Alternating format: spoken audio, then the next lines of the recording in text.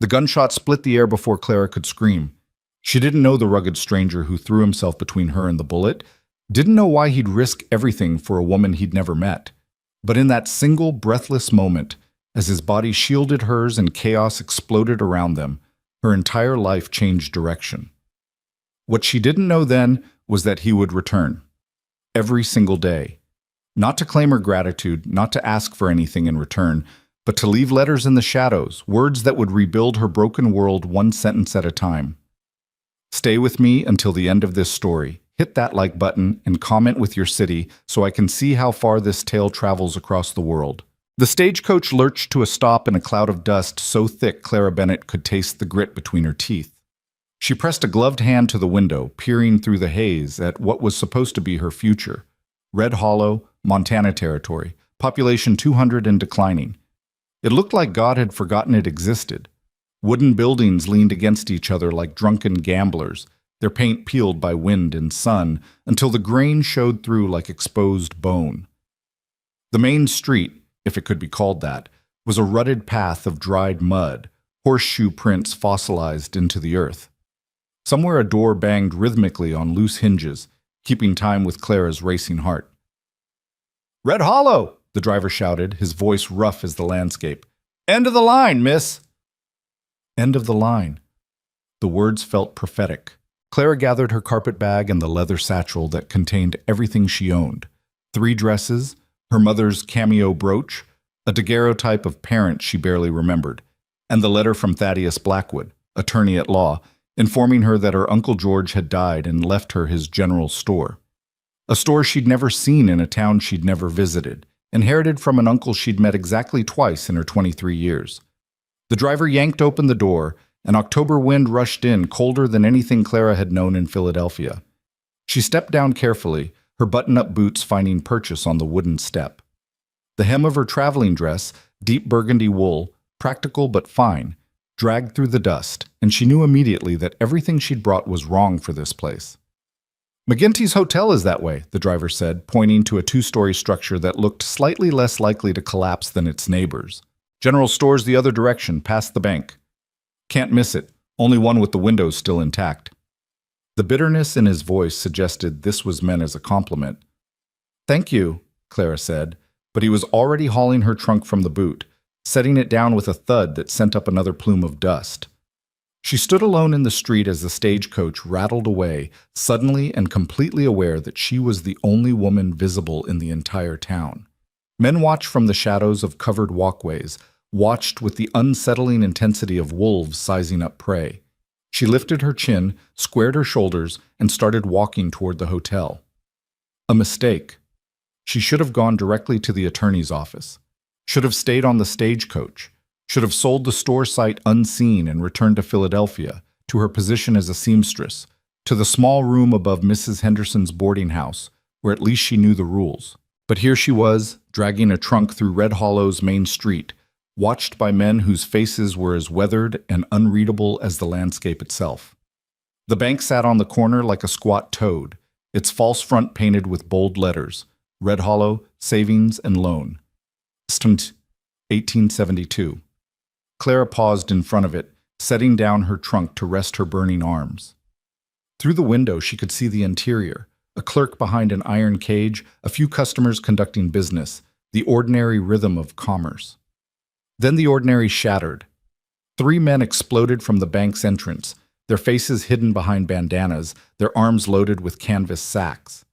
The first one out fired his pistol into the air, a sharp crack that sent Clara's heart into her throat. "Nobody move!" he shouted. "First person follows us dies." Time became strange, elastic. Clara saw the gunman's eyes above the bandana, pale, cold, with the flat affect of a man who'd killed before. Saw the in-hind clerk stumbling out behind them, blood streaming from his temple. Saw people scattering, diving for cover, the street erupting into chaos. She couldn't move. Her body had turned to stone, rooted to the spot by pure terror. The second robber swung toward her, his gun rising. "You, get down!" Clara's legs wouldn't obey. She stood frozen, a perfect target, her mind screaming at her body to move, move, move. Then someone grabbed her. Hard hands seized her shoulders and yanked her backward with such force that her feet left the ground. She gasped, inhaled dust and leather and sweat, and then she was falling, the world tilting sideways. Her back hit something solid, not the ground, but a body, a man's chest, and they crashed together against the wall of the bank. Gunfire erupted. Not one shot, but a volley, bullets punching through the air where she'd been standing a heartbeat earlier. Wood splintered above her head. Glass shattered. Someone screamed. The man who'd grabbed her, she couldn't see his face, only knew he was large, solid, impossibly strong, covered her body entirely with his own. One arm wrapped around her waist, pinning her against him. The other hand pressed her head down, tucking her face against his shoulder. "Don't move," he said. His voice was low, rough, but not unkind. "Don't even breathe loud." Clara couldn't have moved if she'd wanted to. She was trapped between the wall and this stranger, her nose pressed against sun-warmed cotton, her hands clutching at his shirt without conscious thought. She could feel his heart beating against her cheek, steady, unhurried, as if being caught in a gunfight was just another Tuesday. More shots. Hoofbeats thundering past, so close she felt the vibration through the wall. Shouting, men returning fire now, the whole town erupting into violence. The stranger's grip tightened. "Stay down." Then he was moving, shifting his weight, and Clara realized with horror that he was putting himself between her and the street, using his own body as a shield. She tried to protest, tried to push him away, but he was immovable, a wall of muscle and bone standing between her and death. Something tugged at his shirt near her hand. She felt him flinch, just slightly, a barely perceptible tension, but he didn't move, didn't cry out. The gunfire was fading now, the hoofbeats receding into the distance. Men were shouting, organizing a posse. Someone called for the doctor. The ordinary sounds of aftermath, of survival and counting the dead. Only then did the stranger ease back slightly, giving Clara room to breathe. She looked up at him for the first time. He was tall. She'd known that from the way he'd lifted her like she weighed nothing, with broad shoulders and sun-darkened skin. His hat had fallen off in the chaos, revealing dark hair that needed cutting and a face that looked carved from the same granite as the mountains beyond town. Strong jaw, straight nose, lips pressed into a grim line. But it was his eyes that stopped her breath. Blue. Not the pale blue of summer sky, but deep blue, the color of twilight, with shadows in them that spoke of things he'd seen and wished he hadn't. They were fixed on her face with an intensity that made her skin prickle. Not from fear, but from something she couldn't name. "You hurt?" he asked. Clara shook her head, not trusting her voice. She was still pressed against him, still clutching his shirt, still breathing in the scent of leather and sage and something uniquely him. "Good." He released her carefully, as if she might shatter, and stepped back. His movements were economical, controlled, the movements of a man accustomed to violence. That's when Clara saw the blood. It soaked through his shirt just above his left hip, a spreading darkness against the faded blue fabric. The bullet that had tugged at his shirt hadn't missed. It had gone through him. "You're shot," she gasped. We need to get you to a doctor. It's nothing." He bent to retrieve his hat, and Clara saw him wince, saw the tightness around his mouth that betrayed his words. "Grazed me, that's all." "That's not a graze, that's—" "Ma'am." He settled his hat on his head, and the shadow of the brim hid those devastating eyes. "You should get off the street, not safe." "You saved my life," Clara said. The words came out shakier than she wanted, emotion bleeding through. "You threw yourself in front of bullets for me. I don't even know your name." For a long moment, he just looked at her. Something flickered across his face. Surprise, maybe, or recognition, or regret. Then he touched the brim of his hat in a gesture so old-fashioned it seemed to belong to a different century entirely. "No need for names," he said quietly. "Just be more careful, miss. This isn't Philadelphia." He turned and walked away before she could ask how he knew where she was from. His gait was even, unhurried, no sign that he was bleeding except for the dark stain spreading across his shirt. Clara watched him disappear around the corner, past the scattered crowd now tending to the wounded bank clerk, past the men mounting horses to chase the robbers. He never looked back. "Miss Bennet?" Clara turned to find a small, balding man in a suit hurrying toward her, his face flushed with exertion and concern. "Miss Clara Bennett?" he repeated. "I'm Thaddeus Blackwood. I've been expecting you, though not under such dramatic circumstances." He glanced at the chaos around them, at the bullet holes in the bank's wall, at the blood on the street. "Are you injured?" "No," Clara said. "Thanks to—" She trailed off, gesturing toward where the stranger had disappeared. "Who was that man, the one who— "Which one?" Blackwood asked, following her gaze. "Tall, dark hair, blue eyes. He was wearing a—" Clara stopped. "How did you describe someone when all you'd really seen were his eyes?" "He saved my life. Took a bullet for me." Blackwood's expression shifted, something between sympathy and caution. "Could have been any number of men, Miss Bennett. We have quite a few cowboys passing through. Now, if you'll permit me, I think we should get you somewhere safe and discuss your uncle's estate. This is hardly the welcome I'd hoped to provide." But Clara wasn't listening. She was staring at the corner where the stranger had vanished, at the trail of blood drops he'd left in the dust, dark as garnets in the afternoon sun. She had come to Red Hollow to claim a store, to start over, to escape the suffocating propriety of Philadelphia, where eligible men saw her as a charity case and her prospects had narrowed to spinsterhood or marriage to someone she couldn't respect. Instead, she'd been welcomed by gunfire and saved by a ghost. But Blackwood's office was above the barber shop, reached by an exterior staircase that Clara climbed with shaking legs. The adrenaline was leaving her system now, replaced by exhaustion and the delayed shock of almost dying. Her hands trembled as she removed her gloves. The office was small but neat, smelling of paper and pipe tobacco. Blackwood gestured to a chair across from his desk, already covered with documents. "Before we begin," Clara said, sitting carefully, "I need to know something. The man who saved me, is there a way to find out who he was? I should thank him. He was injured because of me." Blackwood sighed, settling into his own chair.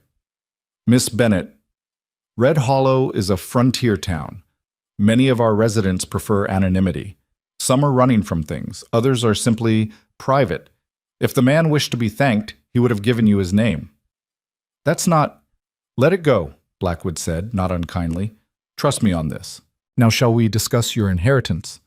Clara wanted to argue, but something in the attorney's expression stopped her. She nodded. Blackwood opened a folder and withdrew a sheaf of papers. "Your uncle, George Bennett, died 6 weeks ago of heart failure. He was 61 years old, had no wife, no children, and named you as his sole heir. His estate consists primarily of the general store on Main Street, along with the inventory therein and the building itself. He also had a small savings account, though I'm afraid much of that has gone to settling his debts." "Debts?" Clara's heart sank. "How much?" "The store was struggling," Blackwood admitted. "Your uncle was a good man, but not a businessman. He extended credit too freely, ordered inventory that didn't sell, let the building fall into disrepair. The good news is that he owned the property outright, no mortgage. The bad news is that the store hasn't turned a profit in over 2 years." Clara felt the familiar weight settling onto her shoulders, the same weight she'd carried in Philadelphia when Mrs. Henderson raised her rent. When clients stopped coming because Clara refused to compromise her integrity, when every month became a calculation of which bills to pay and which to defer. She'd traveled 1,500 miles to start over, and she was right back where she'd started, broke and alone. "What do you recommend?" she asked. Blackwood hesitated. "Honestly, sell. I have a buyer who's willing to take the property for a fair price. You could return to Philadelphia with enough money to live comfortably for a year or two while you find a position." "And if I stay?" "Then you'll work yourself to the bone trying to make that store profitable, competing against the trading post that undercuts every price, fighting the reputation your uncle built for being too soft, dealing with suppliers who won't extend credit because of his debts." Blackwood leaned forward. "Miss Bennett, I knew your uncle. He was a kind man, but kindness doesn't pay bills on the frontier." Clara looked down at her hands, at the calluses from years of needlework, at the ink stains that never quite washed off her fingers. She thought of Philadelphia, of the life she'd left behind, the boarding house, the endless sewing, the slow suffocation of a future that held nothing but more of the same. Then she thought of blue eyes in a face carved from stone, of a man who'd taken a bullet for a stranger and walked away without asking for gratitude. In Philadelphia, no one risked anything for anyone else. Certainly not for her. "I'll stay," she said. Blackwood's eyebrows rose. "Miss Bennet." "I'll stay," Clara repeated, firmer now. "Show me the store. Show me the books. Show me everything. I've come this far. I'm not turning back without trying." Something like respect flickered across the attorney's face. "Very well. Though I should warn you, the store is in worse condition than you might expect. Your uncle's health was failing for months before he died. He couldn't maintain it properly." "I understand. And Red Hollow can be unwelcoming to outsiders, especially women running businesses alone. I've dealt with unwelcoming before." Blackwood studied her for a long moment, then nodded slowly. "I believe you have. All right, Miss Bennet. Tomorrow morning, I'll take you to the store and walk you through the inventory. For tonight, I've arranged a room for you at McGinty's hotel. It's not fancy, but it's clean and safe." Clara stood, gathering her gloves. "Thank you, Mr. Blackwood." "One more thing." He rose as well, reaching into his desk drawer. "Your uncle left this for you. He wrote it 3 days before he died, when he knew the end was coming." He handed Clara a sealed envelope, her name written across it in shaky handwriting. She took it carefully, feeling the weight of it, the finality. "I'll leave you to read it in private," Blackwood said. "The hotel is just down the street. Mrs. McGinty is expecting you." Clara's room at the hotel was small, but as promised, clean. A narrow bed with a quilt that had seen better days. A washstand with a chipped pitcher and basin. A single window overlooking the street, already dark as night fell across Red Hollow. She lit the oil lamp and sat on the bed, holding her uncle's letter. Her hands were steady now, the shock worn off, replaced by the same grim determination that had gotten her through the last 5 years alone in Philadelphia. She broke the seal and unfolded the paper. "My dear Clara, if you're reading this, I'm dead, and you're in Red Hollow, wondering what the hell I was thinking leaving you a failing business in a town that God forgot. Fair question. Truth is, I didn't have anyone else. Your mother was my only sister, and when she died, you were just a girl. I should have done more for you then. I should have brought you here, raised you proper, but I was a coward, and by the time I realized it, you were grown and I was dying. The store isn't much. Maybe it's nothing, but it's yours, free and clear, and that's more than most folks have in this world. What you do with it is up to you. Sell it if you want. Lord knows I wouldn't blame you, but if you stay, if you decide to make a go of it, then you should know something. Red Hollow is hard country. It makes you hard or it breaks you. But there are good people here, buried under all that hardness. Find them, trust them, let them help you, even when your pride says not to. And Clara, don't be like me. Don't wait until you're dying to start living. Take risks, make mistakes, let people in, even when it scares you, especially when it scares you. Your loving uncle, George. Clara read the letter 3 times, then folded it carefully and tucked it into her satchel. Her eyes were burning, but she didn't cry. She'd learned years ago that tears accomplish nothing. Instead, she walked to the window and looked out at Red Hollow's dark street. A few lights burned in windows. Somewhere a piano played badly. The wind rattled the loose shutters and sent dust devils spinning through the darkness. This was her inheritance. A dying store in a dying town in a territory so far from civilization it might as well be the moon. And yet, she pressed her hand to the window, feeling the cold glass against her palm. Somewhere out there in the darkness, a man was nursing a bullet wound because he'd chosen to save her life. A stranger who'd asked for nothing, expected nothing, and disappeared without even giving his name. "Don't wait until you're dying to start living," her uncle had written.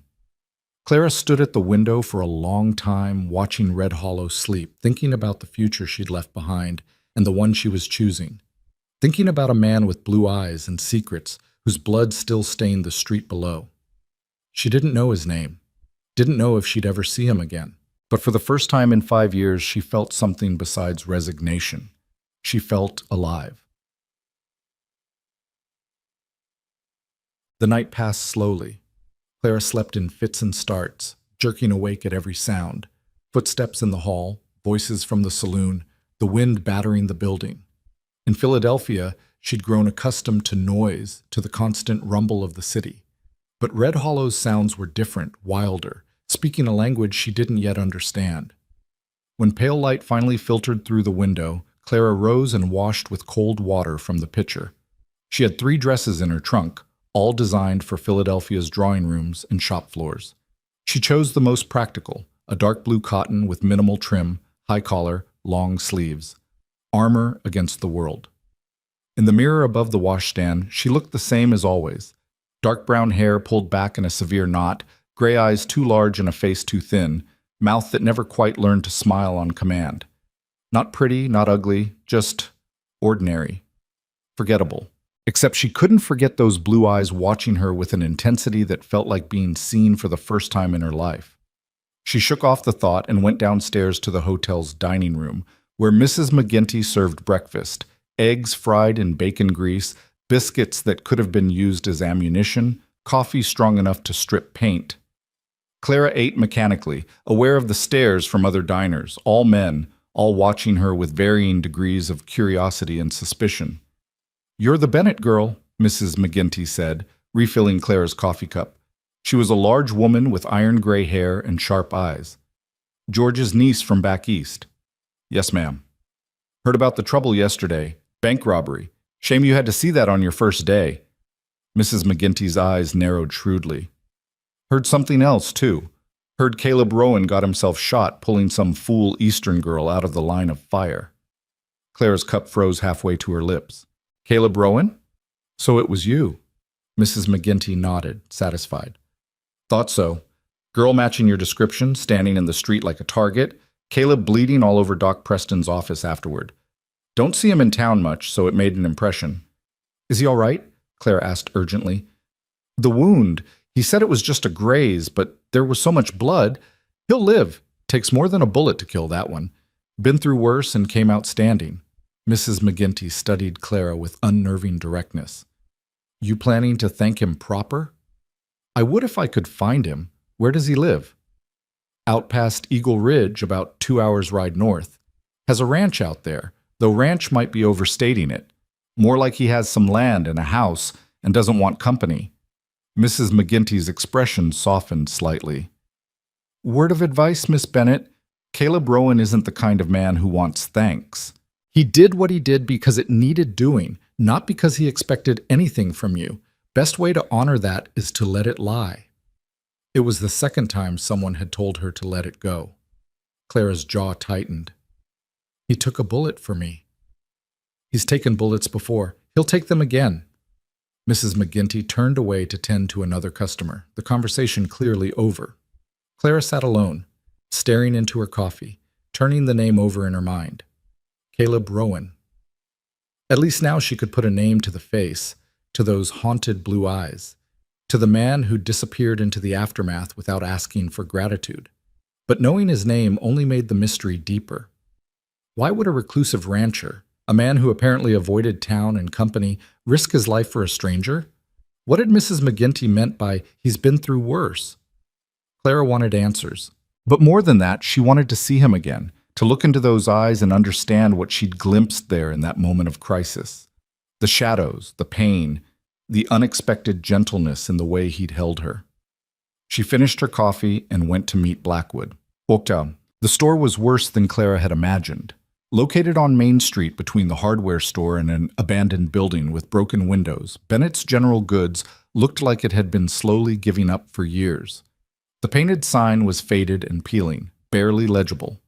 The front window, the one the stagecoach driver had mentioned was still intact, was so covered with dust it might as well have been frosted glass. Blackwood unlocked the door, which stuck in the frame and required his shoulder to open.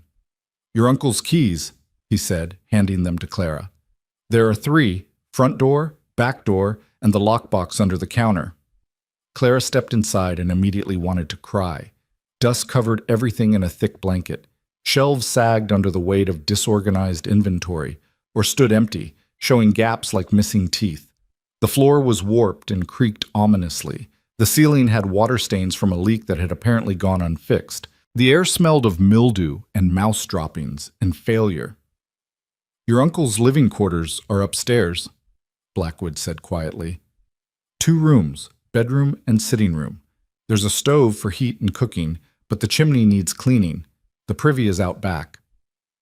Clara walked slowly down the center aisle, her boots leaving prints in the dust. She touched a shelf and her fingers came away gray. A mouse skittered across her path and disappeared into a hole in the baseboard. This was her inheritance. This ruin. The inventory list is in the ledger, Blackwood continued, gesturing to the counter where a leather-bound book sat. Though I should warn you, the actual inventory may not match the list. Your uncle's record-keeping became erratic toward the end. Clara reached the back of the store, where a door led to the storage room.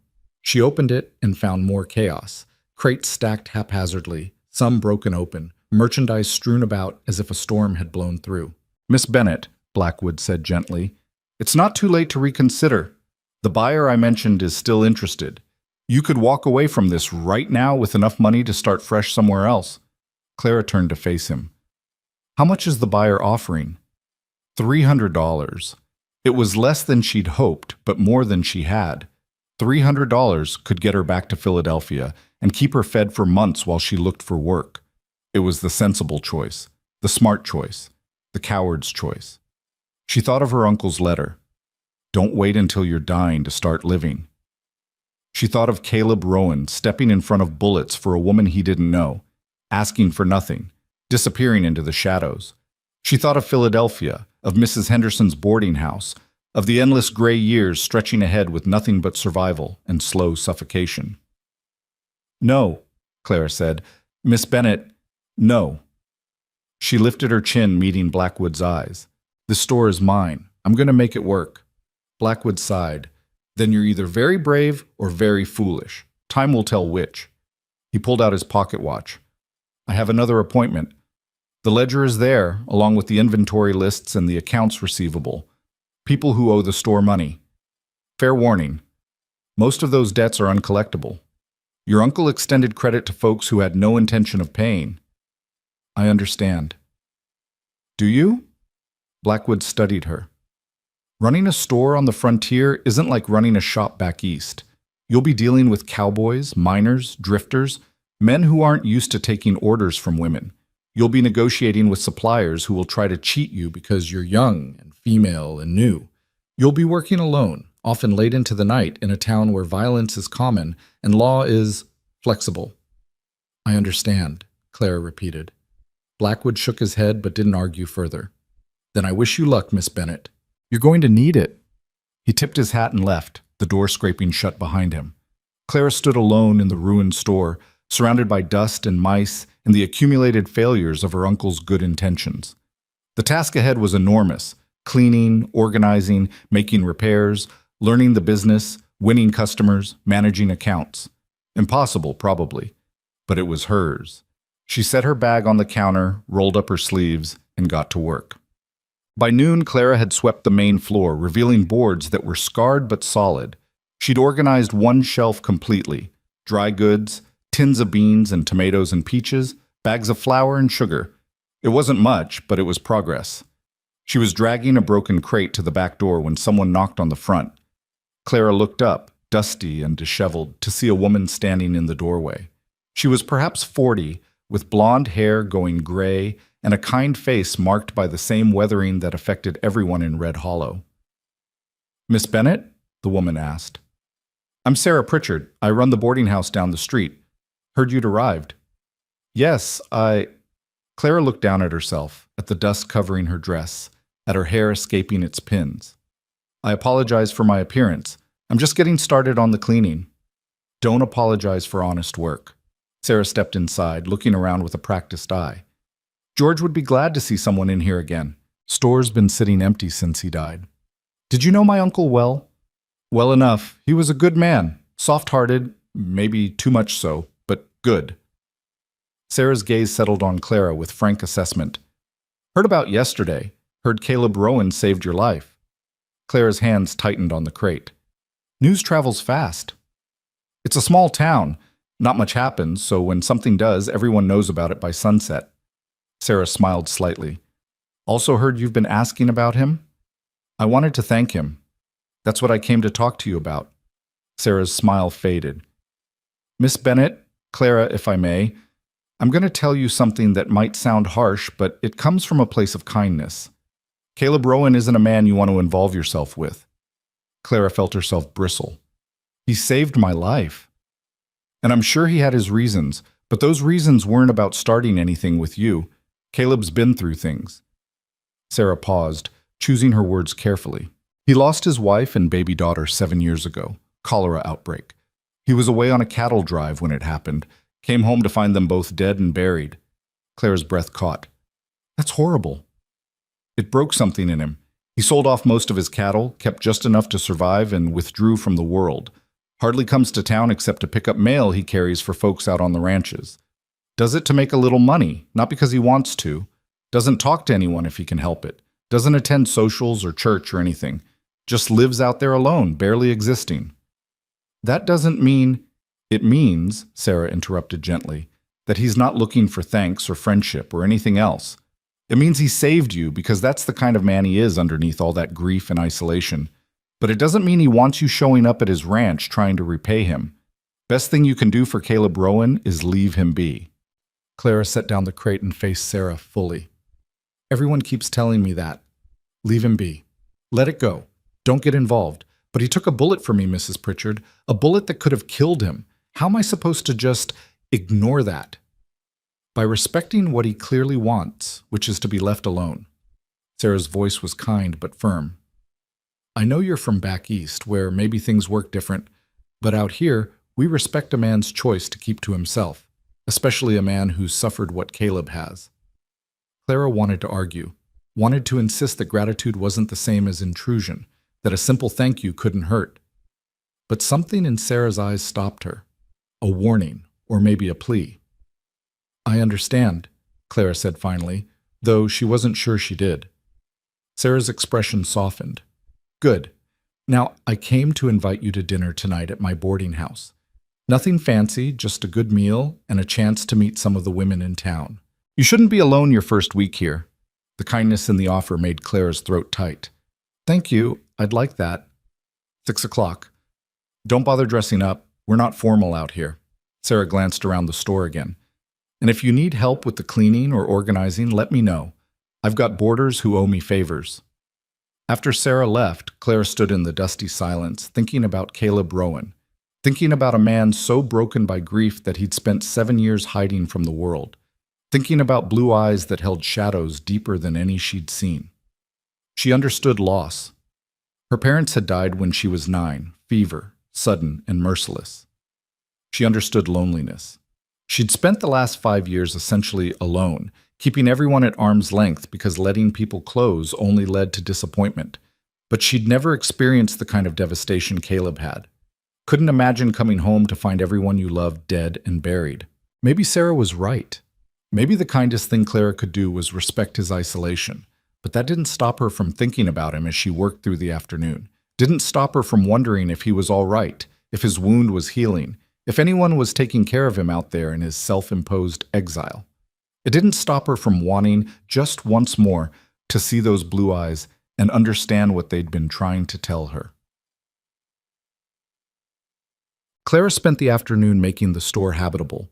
She swept until her arms ached, organized until her back screamed in protest, hauled broken crates and spoiled goods to the burn pile behind the building.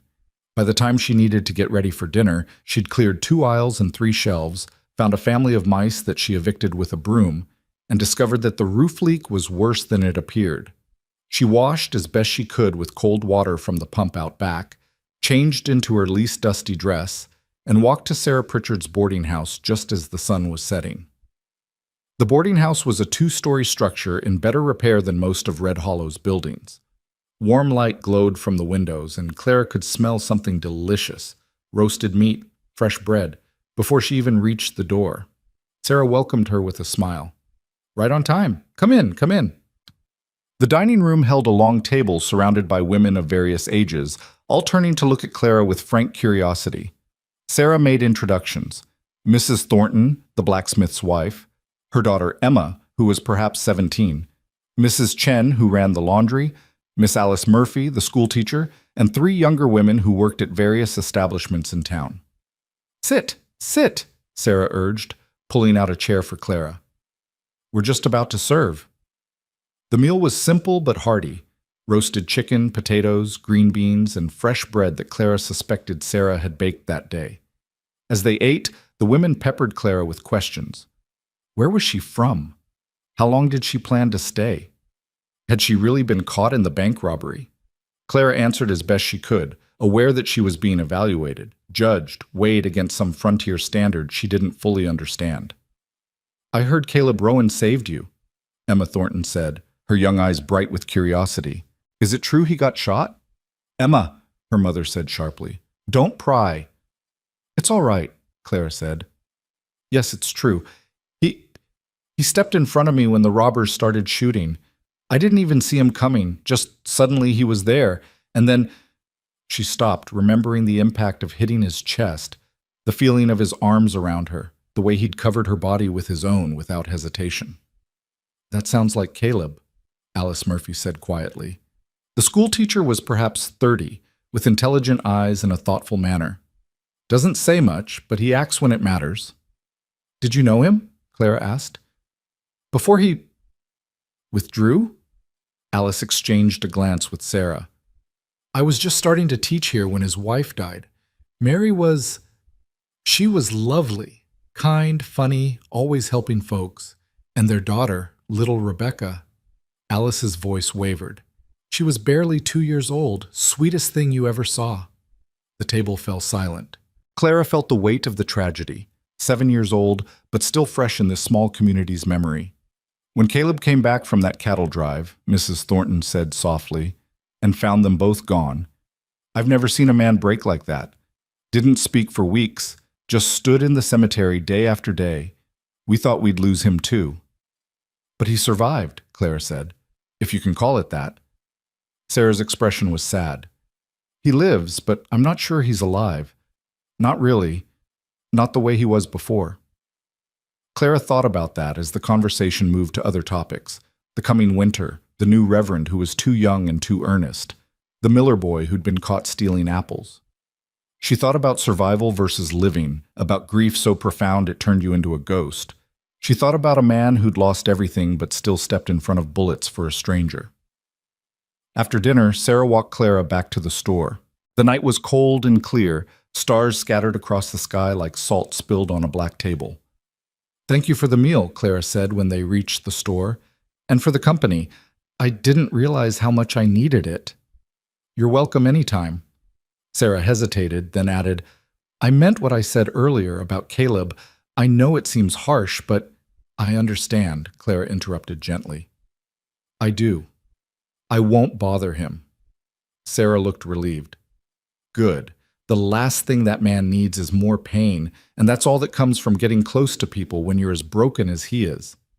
After Sarah left, Clara climbed the stairs to her uncle's quarters. Her quarters now. 2 rooms, sparsely furnished, smelling of dust and death. She lit the lamp and looked around at what was now her home. A narrow bed, a small stove, a table with 2 chairs, shelves holding her uncle's few possessions. She sat at the table and pulled out her uncle's letter, reading it again by lamplight. "Don't wait until you're dying to start living."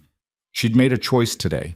She'd chosen to stay, to fight for this failing store, to build something instead of running. That was living, wasn't it? But as she climbed into bed and blew out the lamp, as Red Hollow's darkness pressed against the windows, Clara couldn't stop thinking about a man 2 hours north who was surviving but not living, who'd saved her life and asked for nothing, who carried grief like other men carried water. She couldn't stop thinking about blue eyes haunted by shadows. And she couldn't shake the feeling that their story wasn't finished, that the moment he'd pulled her from harm's way had been a beginning, not an ending, no matter what everyone told her. She fell asleep thinking about him and dreamed of letters written in a hand she'd never seen, saying things she couldn't quite read. When she woke the next morning, she found one waiting for her. The envelope had been slipped under her door sometime during the night, her name written across it in firm, masculine handwriting. No postage, no return address, just Miss Bennett. Clara's hands shook as she opened it. Inside was a single sheet of paper, the message brief. "The leak in your roof is above the back corner. Patch it before the next rain, or you'll lose half your inventory. The mice are coming through the baseboard by the stove. Steel wool in the gaps will stop them. Your uncle kept his supplier contacts in the lockbox. Start there. No signature, no explanation, just help offered in silence from someone who knew she needed it. Clara held the letter, her heart pounding, and understood that everything Sarah had told her was wrong. Caleb Rowan wasn't finished with her.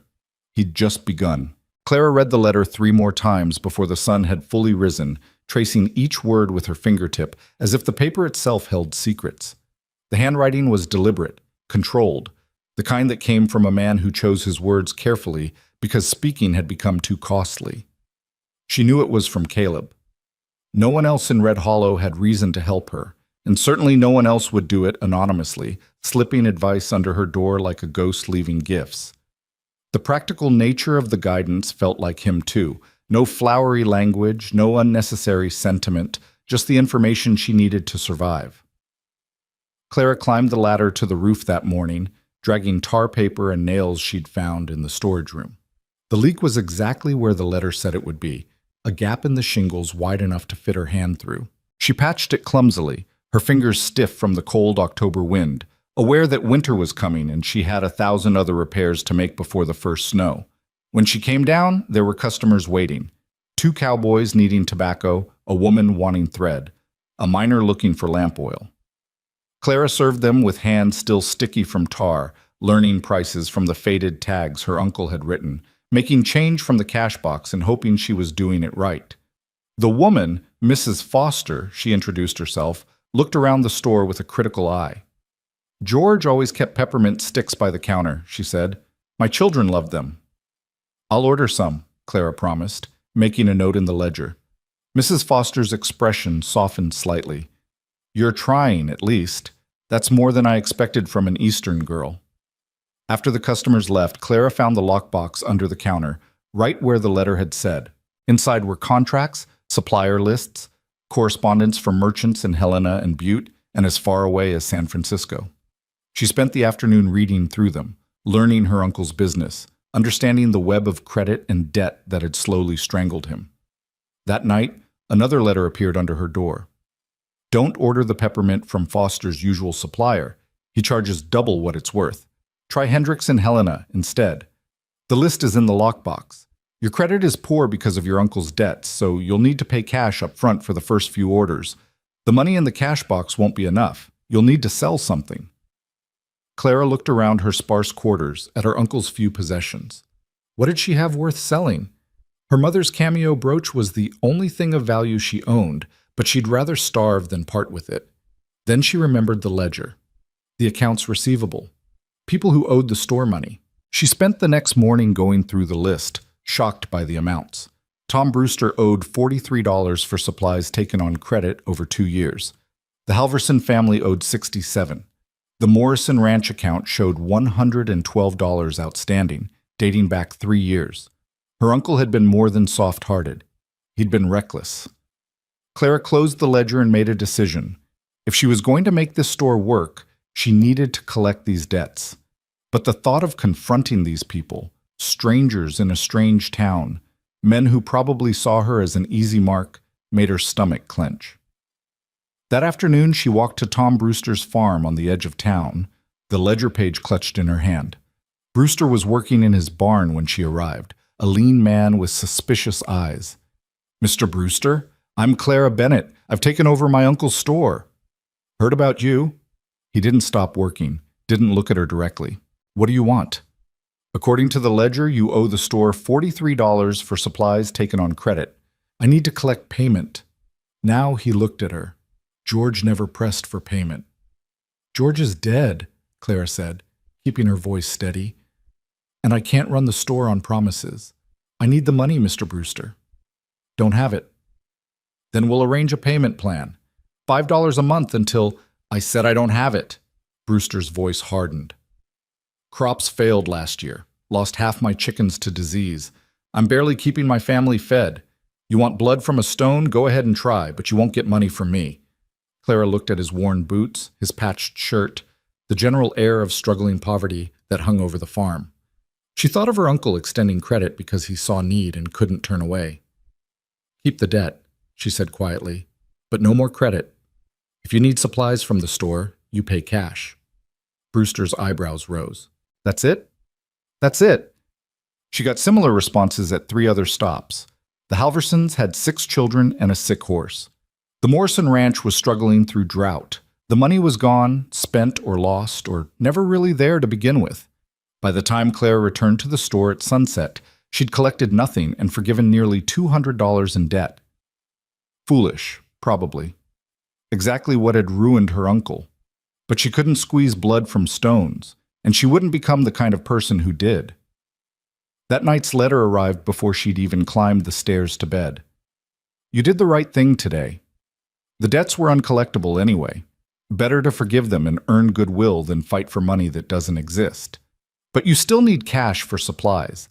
There's a buyer in Helena who'll pay fair price for your uncle's pocket watch. It's in the lockbox, wrapped in cloth. Sterling silver, worth about $60. He wouldn't mind you selling it. He'd want you to survive. Clara found the watch exactly where the letter described. Beautiful, heavy, with her uncle's initials engraved on the case. She held it in her palm, feeling the weight of it, the history.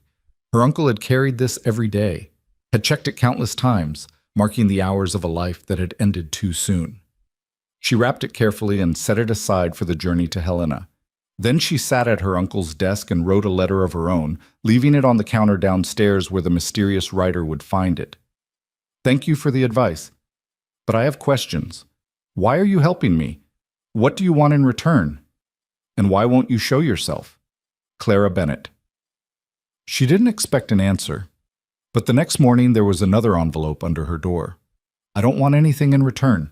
As for why I'm helping, you needed help, and I was in a position to give it. That's reason enough. I won't show myself because what I have to offer is better given from a distance. Accept the help or don't, but don't ask me to be something I'm not. The words stung more than they should have. Clara read them over her morning coffee, feeling simultaneously grateful and frustrated. She wanted to know him, this ghost who watched over her, who knew the store's problems better than she did, who offered help with one hand while pushing her away with the other. But she was also beginning to understand. He'd lost everyone he loved. Getting close to people again, letting them close to him, must feel like inviting catastrophe. So he helped from the shadows, giving what he could without risking his heart. It should have been enough. The practical part of Clara knew that, but the part that remembered being held against his chest, that remembered blue eyes seeing her in a way no one else had, that part wanted more than anonymous letters. That part wanted to see him again. Over the next week, the letters became a routine. Every morning, Clara found advice waiting under her door. Which suppliers to trust and which to avoid. How to arrange the store for better traffic flow. What inventory sold well in winter and what would sit on the shelves gathering dust. The letters were never long, never personal, but they were lifelines, guidance from someone who understood the business and the town in ways she couldn't yet. And slowly, painfully, Clara began to make progress. She sold her uncle's watch in Helena and used the money to order fresh inventory. She cleaned and organized until the store looked almost respectable. She learned her customers' names and preferences, learned to read the weather in their faces, learned which debts to pursue and which to forgive. The women of Red Hollow slowly accepted her. Sarah Pritchard brought her fresh bread twice a week. Emma Thornton helped her unpack shipments. Mrs. Chen taught her which cowboys could be trusted and which needed watching. Alice Murphy spent evenings helping Clara improve the store's bookkeeping, her teacher's precision turning chaos into order. You're doing well, Alice said one night, reviewing Clara's ledgers. Better than I expected, honestly. George loved this store, but he didn't have the spine for business. You do. I have help, Clara admitted. She'd told no one about the letters, guarding them like precious secrets. Someone's been advising me. Alice's expression grew knowing. Caleb? Clara's head snapped up. How did you... Who else would it be? He's the only one who knew George's business well enough. Used to help him with orders and inventory when Mary was alive. George relied on him. Alice closed the ledger. He's still helping, just from a distance now. That's very like him. Have you seen him since that first day? No, but his ranch is on my route when I visit the homesteaders' children for lessons. I see his horse sometimes, see smoke from his chimney. He's alive, if that's what you're asking. Alice studied Clara carefully. Why? Are you planning to ride out there? Everyone keeps warning me not to. Everyone's right. Caleb doesn't want visitors, doesn't want connection. He's made that very clear over the years. Alice's voice softened. But I can see it in your face, Clara. You're thinking about him. You want to thank him, maybe more than that. And I'm telling you, as someone who cares about both of you, don't. He'll only break your heart. What if I don't care about that? Then you're a fool. But Alice's tone was gentle, almost sad. Look, I understand the appeal. Caleb's a good man under all that grief and isolation. He was a wonderful husband, a devoted father. When Mary was alive, he smiled. I remember being shocked the first time I saw it, because it transformed his whole face. But that man is gone, Clara. He died with Mary and Rebecca. What's left is just a shell going through motions.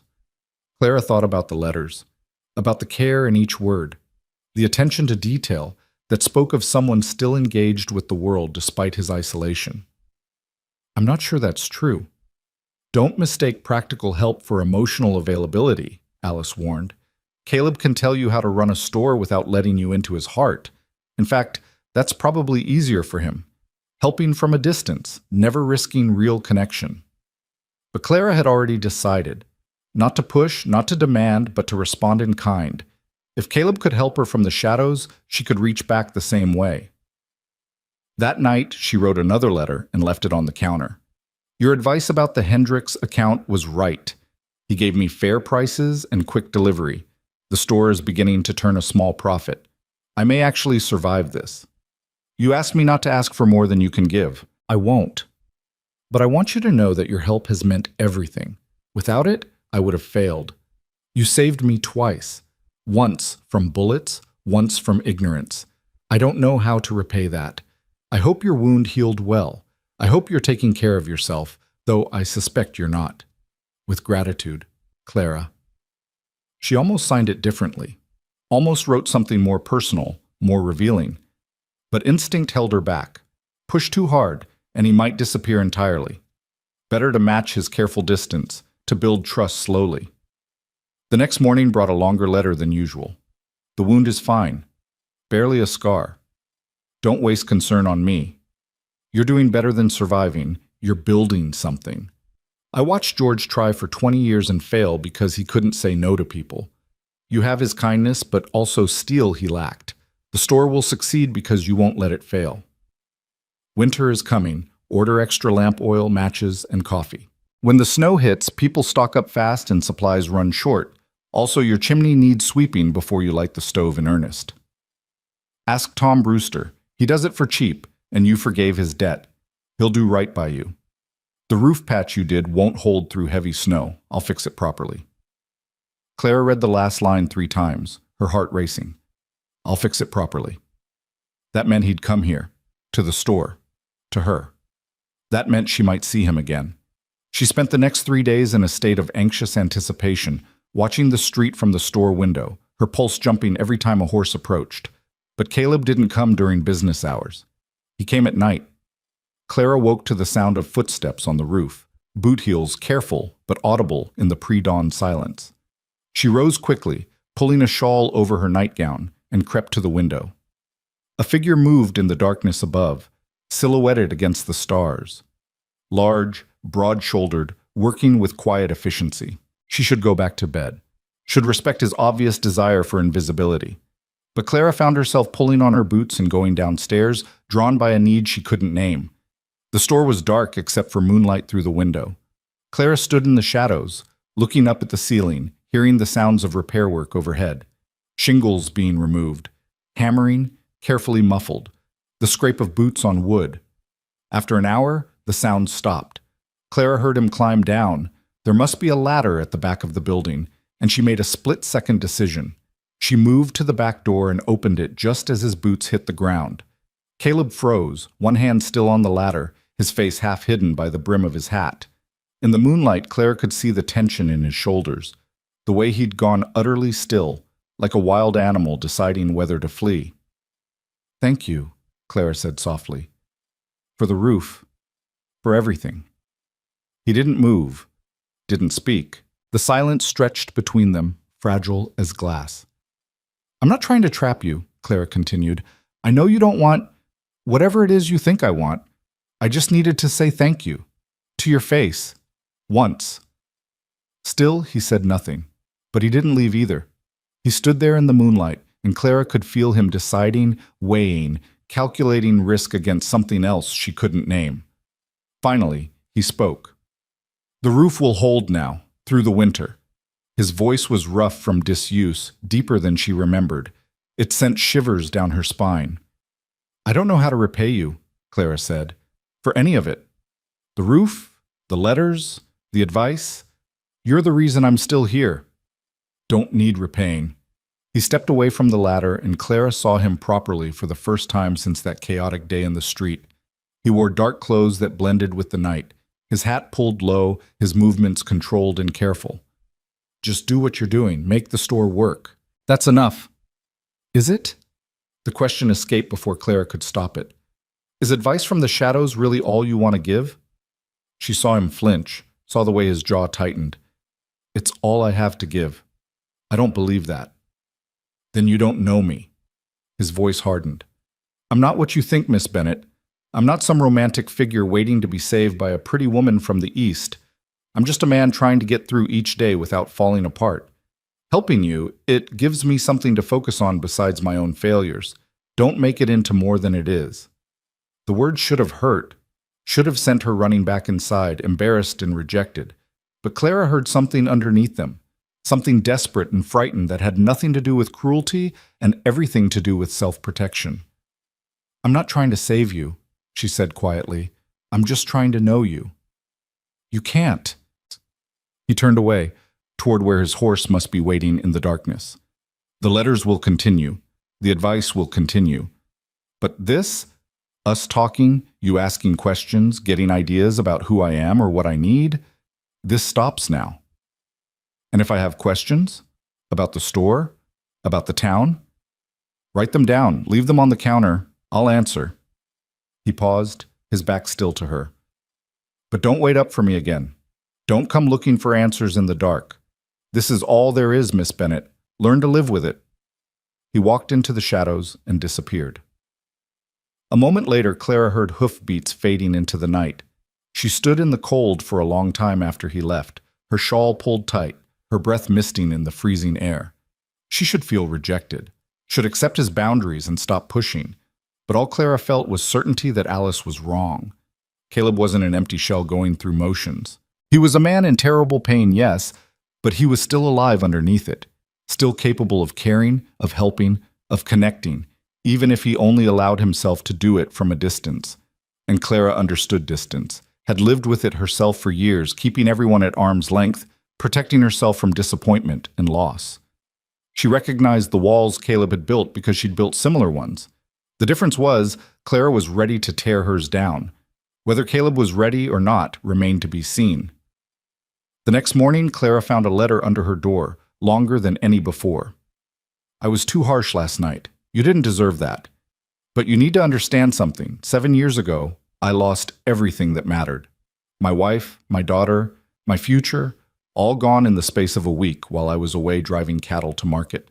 I came home to graves and silence, and I haven't been right since. People in town look at me with pity or fear, or both. They think I'm broken beyond repair, and maybe they're right. But what they don't see is that the brokenness is all I have left of Mary and Rebecca. If I heal, if I move on, if I let myself care about someone new, it feels like betraying them, like saying their deaths don't matter anymore. So I live out at the ranch where their ghosts are, and I help people from a distance where it's safe.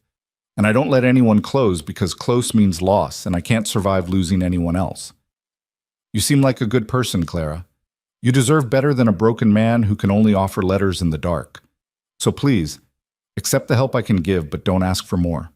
Don't make this harder than it already is. Caleb. It was the first time he'd signed his full name. The first time he'd revealed anything personal, anything real.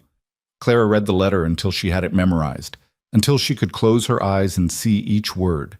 She understood loss and grief, understood the fear of letting people in, but she also understood something Caleb seemed to have forgotten, that healing didn't mean forgetting, that moving forward didn't mean leaving the dead behind. She wrote back carefully, choosing each word with the same deliberation he used. Caleb, I lost my parents when I was 9. Fever took them both in 3 days. I remember my mother's last words to me. Be brave, Clara. Be strong. And I have been. For 14 years, I've been strong and brave and completely alone, because being strong meant never needing anyone. But strength without connection isn't strength, it's just survival. And survival isn't the same as living. I'm not asking you to forget Mary and Rebecca. I'm not asking you to stop grieving or to pretend the past doesn't matter. But I am saying that helping me, really helping me, not just leaving anonymous letters, wouldn't betray them. It would honor them because I think they'd want you to live, not just survive. You saved my life. You're saving my business. Maybe it's time to let someone try to save you back. I'll be in the store every day if you decide to risk it. Clara. She left the letter on the counter and went about her work, trying not to watch the door, trying not to hope. The day passed slowly. Customers came and went. Clara sold dry goods and coffee, extended credit to Mrs. Chen's daughter who'd just married, listened to gossip about the new schoolteacher courting Emma Thornton. Night fell, and no response came. Clara climbed the stairs to her quarters, disappointment settling heavy in her chest. She'd pushed too hard, said too much, driven him away entirely. But the next morning brought not a letter but a sound that made her heart leap, hammering from downstairs. Clara dressed quickly and rushed down to find Caleb working on the front door, replacing the warped frame with new wood. He didn't look up when she appeared, just kept working with focused intensity, his movements precise and economical. Clara stood at the bottom of the stairs, afraid to speak, afraid to break whatever spell had brought him here in daylight. Finally, Caleb set down his hammer and straightened. He still didn't look at her directly, but his voice was steady when he spoke. The door was swelling. Come winter, you wouldn't be able to open it. Thank you, Clara said softly. I'll be here most of the day. Working. If you need to open the store, I can work around customers. It wasn't much. Wasn't a declaration or a promise or anything close to what Clara had hoped for. But it was something. It was him, here, in the light, choosing to be visible even though it clearly terrified him. I'll put coffee on, Clara said. She saw the ghost of a smile cross his face, there and gone in an instant. That'd be good. Clara made coffee and brought him a cup, their fingers brushing briefly when he took it. The contact lasted maybe a second, but Clara felt it like electricity, like possibility. Caleb drank the coffee in silence, then returned to work. Clara opened the store for business, serving customers while he repaired the door. People stared. Caleb Rowan, in town, working at the Bennett store, visible and real. The gossip would spread like wildfire.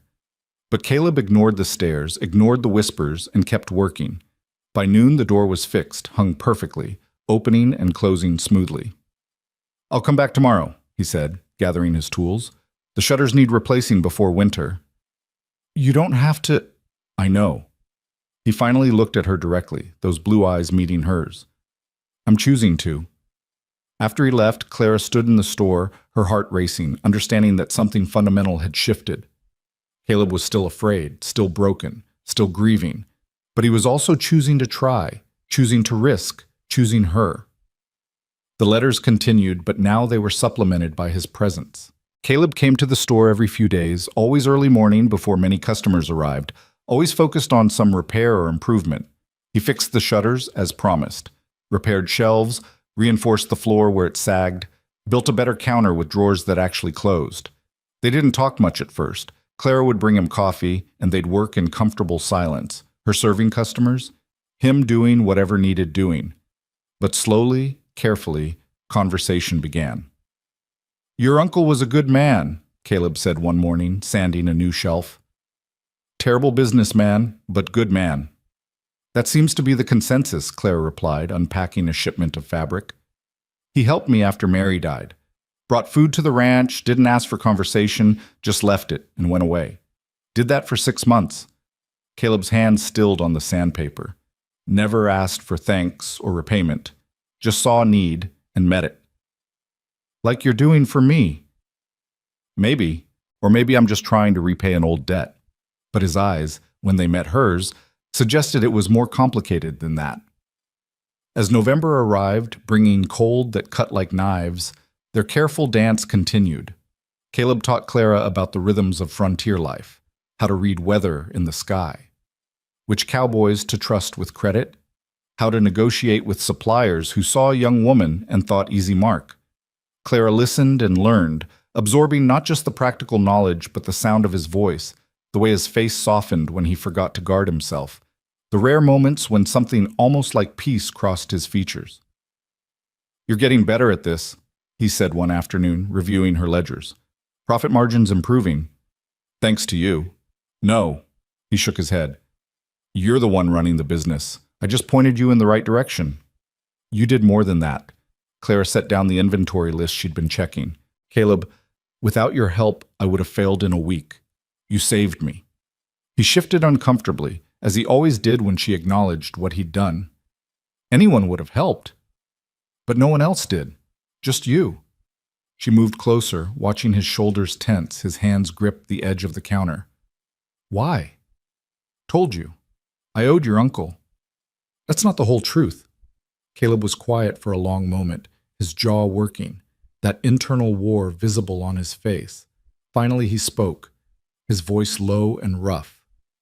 "When I saw you in the street that day, frozen, about to be shot, I don't know. Something just moved in me. First time I'd felt anything besides grief in 7 years. And then after, when I heard you were trying to run the store alone with no help, no knowledge, no support, I couldn't just walk away. Couldn't let you fail when I knew how to help. So you started writing letters. Seemed safer than showing up in person. Letting you see me, know me, that felt dangerous. Still does." He finally looked at her, really looked, and Clara saw the fear in his eyes alongside something else, something that looked like longing. "But the letters weren't enough, were they?" "No," Clara admitted. "I wanted to know you, the real you, not just words on paper. This is the real me. Broken, bitter, barely functional. Still think you want to know that?" Clara reached out slowly, carefully, and laid her hand over his on the counter. She felt him tense, felt him resist the urge to pull away. "Yes, I think I do." They stood like that, hands touching, something fragile and precious building between them. Then a customer entered, breaking the moment, and Caleb stepped back to safety, back to distance. But that night's letter was different. "Clara, I don't know what I'm doing. Don't know if this is healing or just another kind of wound. But when I'm with you, working on the store, drinking your terrible coffee, listening to you bargain with suppliers, I feel something besides pain, something I'd forgotten existed. I'm afraid of it. Afraid of you. Afraid of what happens if I let myself care and then lose you too, but I'm also afraid of what happens if I don't try." See, Clara held the letter against her chest and knew they were standing on the edge of something that would change everything.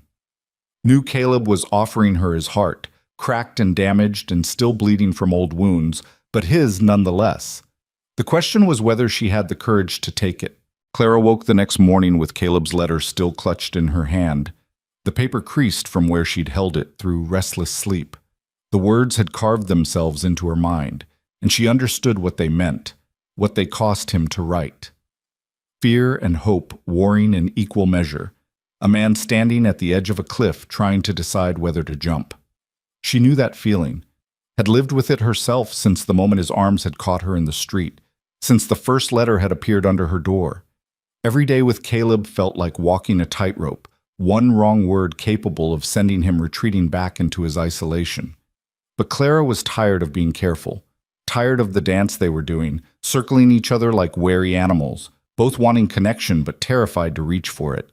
So when Caleb arrived that morning to work on the storage room shelves, Clara made a decision. She brought him coffee as usual, but this time she didn't retreat to the front of the store.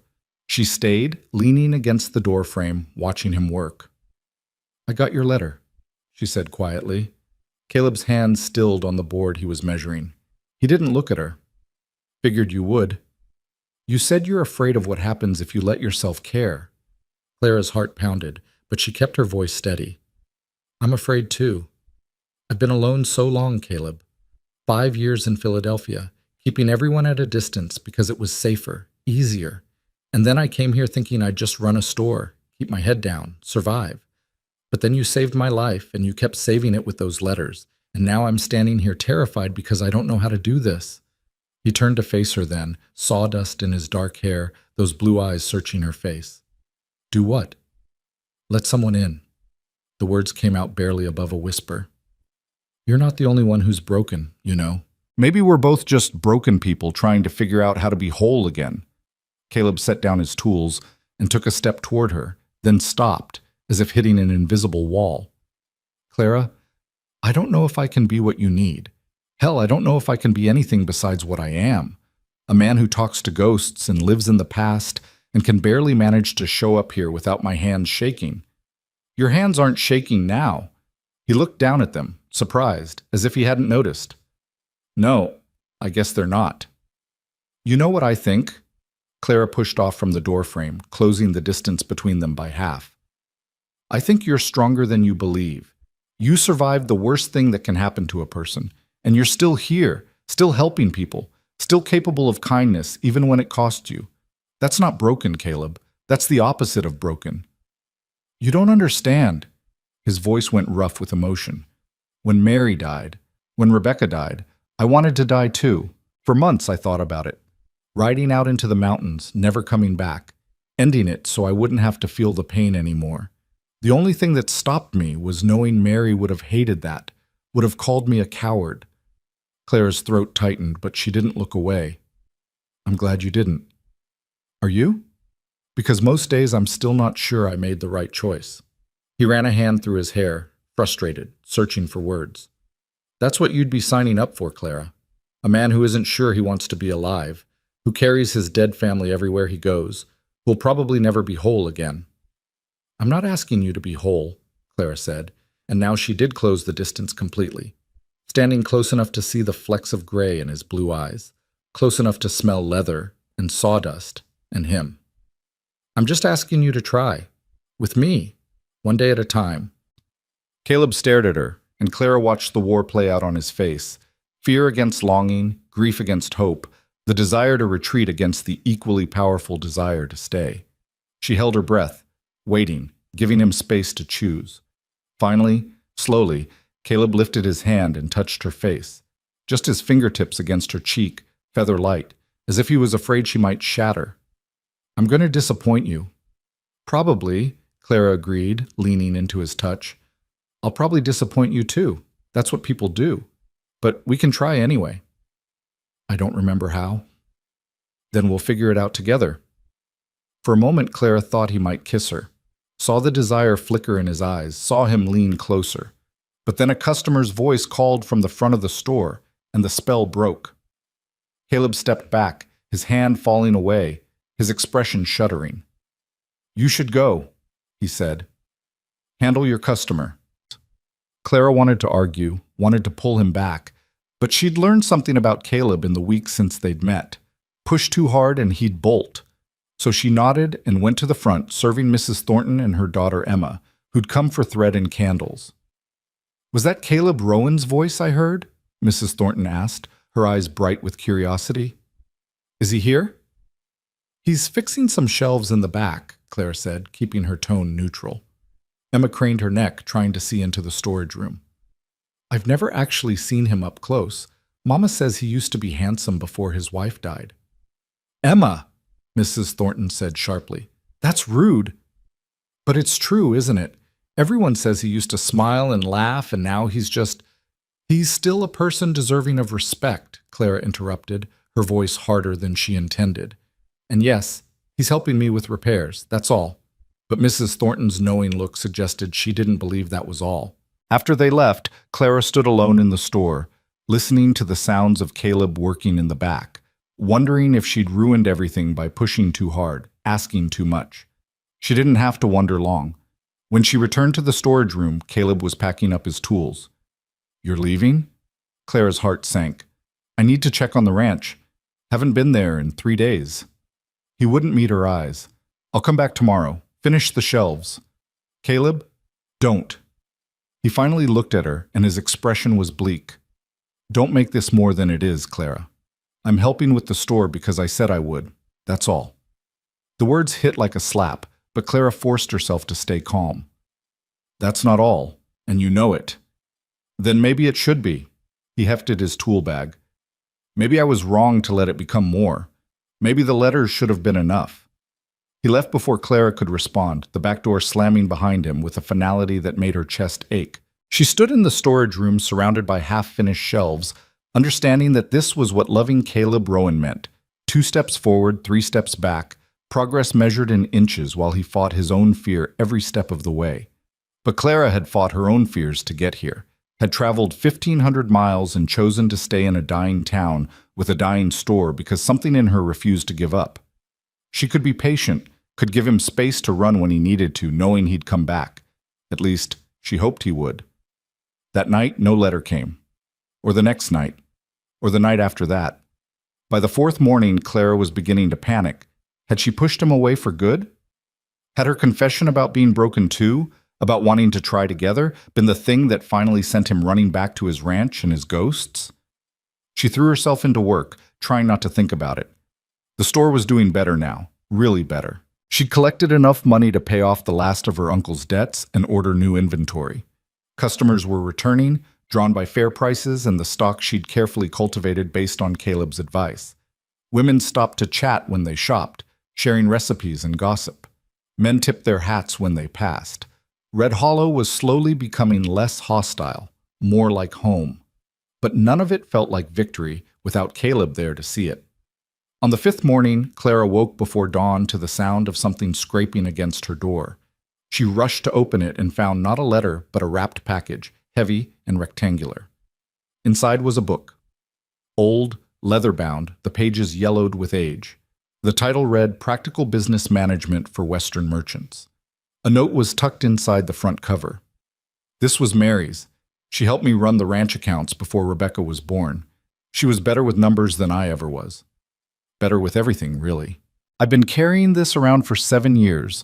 Couldn't make myself look at it because it reminded me too much of her sitting at our kitchen table, writing in those careful numbers, laughing when I got the math wrong. But I looked at it last night, read through some of her notes in the margins, and I realized something. Mary wouldn't want this book sitting in a trunk gathering dust. She'd want it being used, helping someone, helping you. I ran because that's what I do.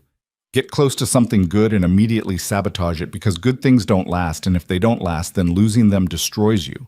But running from you felt worse than staying, so I'm trying, badly. But I'm trying. The shelves still need finishing. I'll be there this afternoon if you'll have me. See. Clara pressed the book to her chest, tears streaming down her face. This wasn't just a gift. It was trust, vulnerability. Caleb opening a door he'd kept locked for 7 years and inviting her through. His dead wife's book filled with her handwriting, her thoughts, her presence.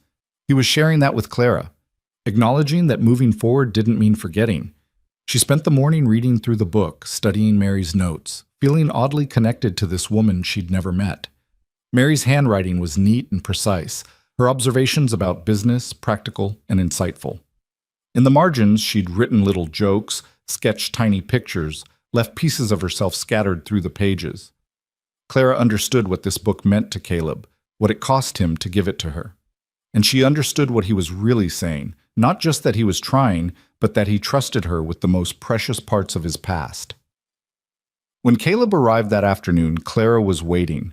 She'd made fresh coffee, cleared the storage room so he could work uninterrupted, and she'd written her own note, which she handed to him silently. He read it standing in the doorway, his expression unreadable. Caleb, thank you for the book, for trusting me with something so precious. I'll take care of it. I understand running. I've done it myself more times than I can count, but I'm not going anywhere. When you need to run, I'll be here when you come back. When you need space, I'll give it to you. When you need someone to just sit with you in silence, I'll do that too. I'm not trying to replace Mary. I could never do that, and I wouldn't want to. But maybe there's room in your life for both, for the love you lost and the possibility of something new. I'm here. Whenever you're ready. Clara Caleb folded the note carefully and tucked it into his shirt pocket, over his heart. Then, without a word, he set down his tools, crossed the distance between them, and pulled Clara into his arms. It wasn't a kiss, just an embrace, his arms wrapped around her, his face buried in her hair, holding her like she was the only solid thing in a tilting world. Clara held him back just as tightly, feeling him shake slightly, feeling 7 years of loneliness and grief and fear bleeding out of him in this single moment of connection. "I'm terrified," he whispered against her hair. I know. If I lose you, you won't. You can't promise that. No, Clara admitted, but I can promise I'm not going anywhere by choice. I can promise I'll fight for this, for us, as hard as I fought to make this store work. Caleb pulled back just enough to look at her face, his hands cupping her cheeks. Why? Why fight for a broken man who can barely stand being in town, who'll probably never dance at a social or smile easily or be anything like normal? Because you're worth fighting for. Clara covered his hands with hers. And because I'm tired of being safe. I want to live, Caleb, really live. And somehow, impossibly, you make me feel alive. This time he did kiss her. Soft and tentative and sweet, like he was afraid she might disappear if he pressed too hard. Clara kissed him back, pouring everything she couldn't say into it. All the hope and fear and desperate longing that had been building since the moment he'd thrown himself between her and those bullets. When they finally broke apart, both breathing hard, Caleb rested his forehead against hers. I don't know how to do this. Neither do I. We'll figure it out. I'll mess it up. Probably. I'll mess it up too. Clara smiled against his lips. But we can mess it up together. He huffed a sound that might have been a laugh, rusty from disuse but real. Together? That's a terrifying word. The best things usually are. They stood like that for a long moment, wrapped in each other, the storage room full of half-finished shelves and tools and possibility. Then Clara heard the front door open, a customer arriving, and she reluctantly stepped back. I should go, Caleb said. I'll finish the shelves. Stay as long as you need me. The words were simple, practical, but Clara heard the promise underneath. He wasn't running, not today. She kissed him once more, quickly, then went to handle her customer, her heart so full she thought it might burst. Over the next 2 weeks, something shifted between them. Caleb still arrived early, still worked on repairs and improvements, but now Clara worked beside him when she could, their shoulders brushing, their hands touching in passing, small intimacies that spoke of growing comfort. He talked more now. Not about Mary and Rebecca, that wound was still too raw, but about the ranch, about his childhood in Kentucky, about the cattle drives he used to make before grief had anchored him to the land. Clara shared her own stories, growing up in Philadelphia after her parents died, working as a seamstress, the endless gray years of just surviving. You're good with your hands, Caleb observed one afternoon, watching her repair a torn feed sack with neat, precise stitches. Better than most I've seen. I was a seamstress for 5 years, made dresses for women who looked through me like I was invisible. Clara tied off the thread. I was good at it, but I hated every minute.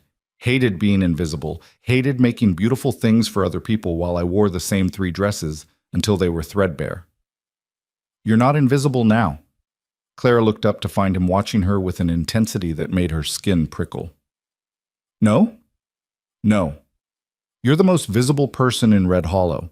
Everyone talks about you. The Eastern girl who took over Bennett's store and made it work, who forgave debts and treated people fair, who didn't run when things got hard. They talk about you too, Clara said softly. About how Caleb Rowan finally came down from his mountain. About how you're helping me. Let them talk.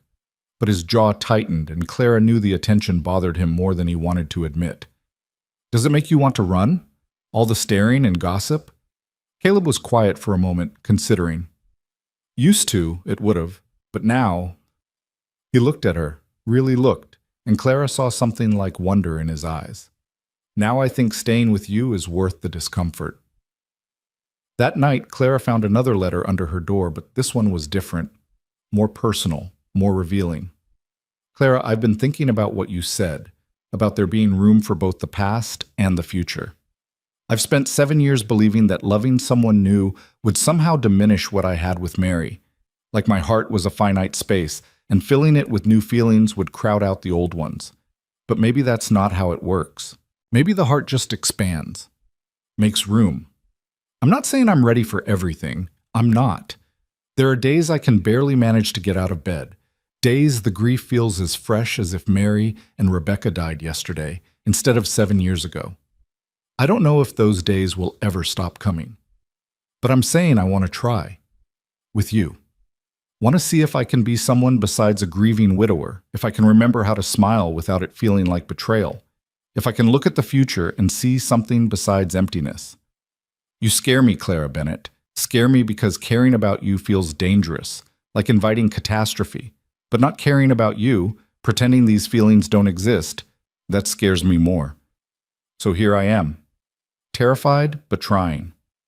Don't know what comes next, but I'm willing to find out if you are. Yours, Caleb. Clara read the letter 3 times, her vision blurring with tears. He'd signed it, yours. Not just his initial, not a formal closing, but a claim and a promise and a risk all wrapped in one word. She wrote back immediately, her hand shaking with emotion. Caleb? Yes. To all of it, yes. I'm scared too, but I'm willing to be scared with you. I'm willing to take the bad days with the good, willing to give you space when you need it and hold you when you'll let me. I'm willing to build something with you, slowly, carefully, one day at a time. You're not alone anymore, remember that. When the grief comes and the bad days hit and you feel like you're drowning, you're not alone. I'm here. I'm not going anywhere. Yours too, Clara. The next morning, Caleb arrived with coffee. He'd brought it instead of her making it, a reversal that made Clara smile. They drank it together in the storage room, shoulders touching, comfortable silence stretching between them. I've been thinking, Caleb said finally. The store needs a better sign. The old one's barely legible. I know. It's on my list of things to fix when I have money. I could make you one. At the ranch. Bring it down when it's finished. Clara turned to look at him, understanding what he wasn't saying. He was planning ahead. Planning to come back. Planning to keep being part of her life, part of the store, part of this thing they were building together. I'd like that, she said softly. He nodded, then reached into his pocket and pulled out something small, wrapped in cloth. This was going to be a Christmas present, but I can't wait that long. Too worried I'll lose my nerve. Clara unwrapped it carefully and found a key. Simple, iron, worn from use. What? It's to the ranch, Caleb said, not looking at her, his voice rough with emotion. To the house. In case you ever need somewhere to go, or want to see where I live, or... He trailed off, then forced himself to continue. Or if I disappear for a few days and you're worried, you can come check on me. Make sure I'm still alive. The gift was enormous. Clara understood that, understood what it meant for Caleb to give her access to his sanctuary, the place where he'd hidden from the world for 7 years. It was trust and vulnerability and a kind of intimacy that had nothing to do with physical touch. Thank you, Clara whispered, closing her hand around the key. I'll take care of it. Take care of you. I don't need Yes, you do. Clara set down her coffee and took his hand, lacing their fingers together. Everyone needs someone to care about them, Caleb, even grieving widowers who think they're better off alone. He looked at their joined hands, his expression complex. This still feels impossible, like I'm waiting for something terrible to happen.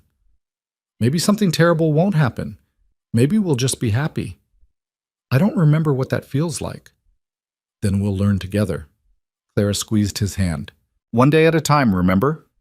Caleb pulled her close then, wrapping his arms around her, and Clara felt the last of his resistance crumbling. He was still afraid. She could feel it in the tension of his muscles, the way he held her just a little too tight. But he was here, choosing her, choosing them. And for now, that was enough. The key to Caleb's ranch burned in Clara's pocket for 3 days before she found the courage to use it. Not because she doubted his invitation, but because she understood what crossing that threshold meant. Entering the place where his ghosts lived, where Mary and Rebecca's presence would be strongest, where 7 years of grief had carved themselves into every corner. But on the 4th morning, when Caleb didn't arrive at the store and no letter appeared under her door, Clara knew something was wrong. She'd learned his patterns by now, learned to read the silences between his words. He was drowning in one of those bad days he'd warned her about, the days when grief felt fresh and suffocating. So Clara closed the store early, left a note on the door, borrowed Sarah Pritchard's mare, and rode north toward Eagle Ridge. The journey took nearly 3 hours, following a rutted trail that climbed steadily through scrub pine and granite outcroppings. The November wind cut through Clara's coat, and twice she questioned her decision, wondering if she was making a terrible mistake.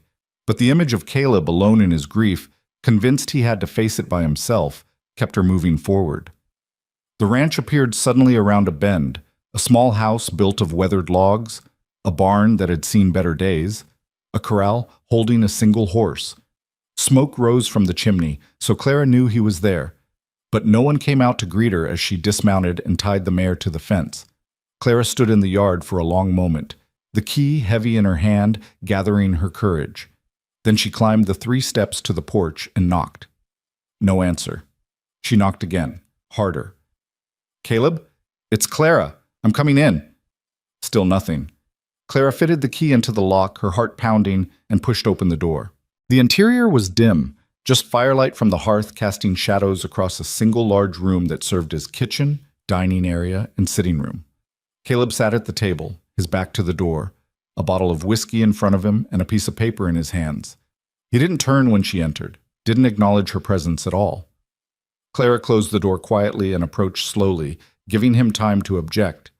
When she got close enough, she saw what he was holding. A letter, the paper so worn from handling it was nearly transparent. Even from behind, she could see his shoulders shaking. "Caleb," she said softly, "you shouldn't be here." His voice was raw, wrecked. "This is one of the bad days I told you about. You should go." "I'm not going anywhere." Clara moved around the table so she could see his face. His eyes were red-rimmed, devastated, older than they'd been 3 days ago. "What happened?" "Nothing happened. That's the problem."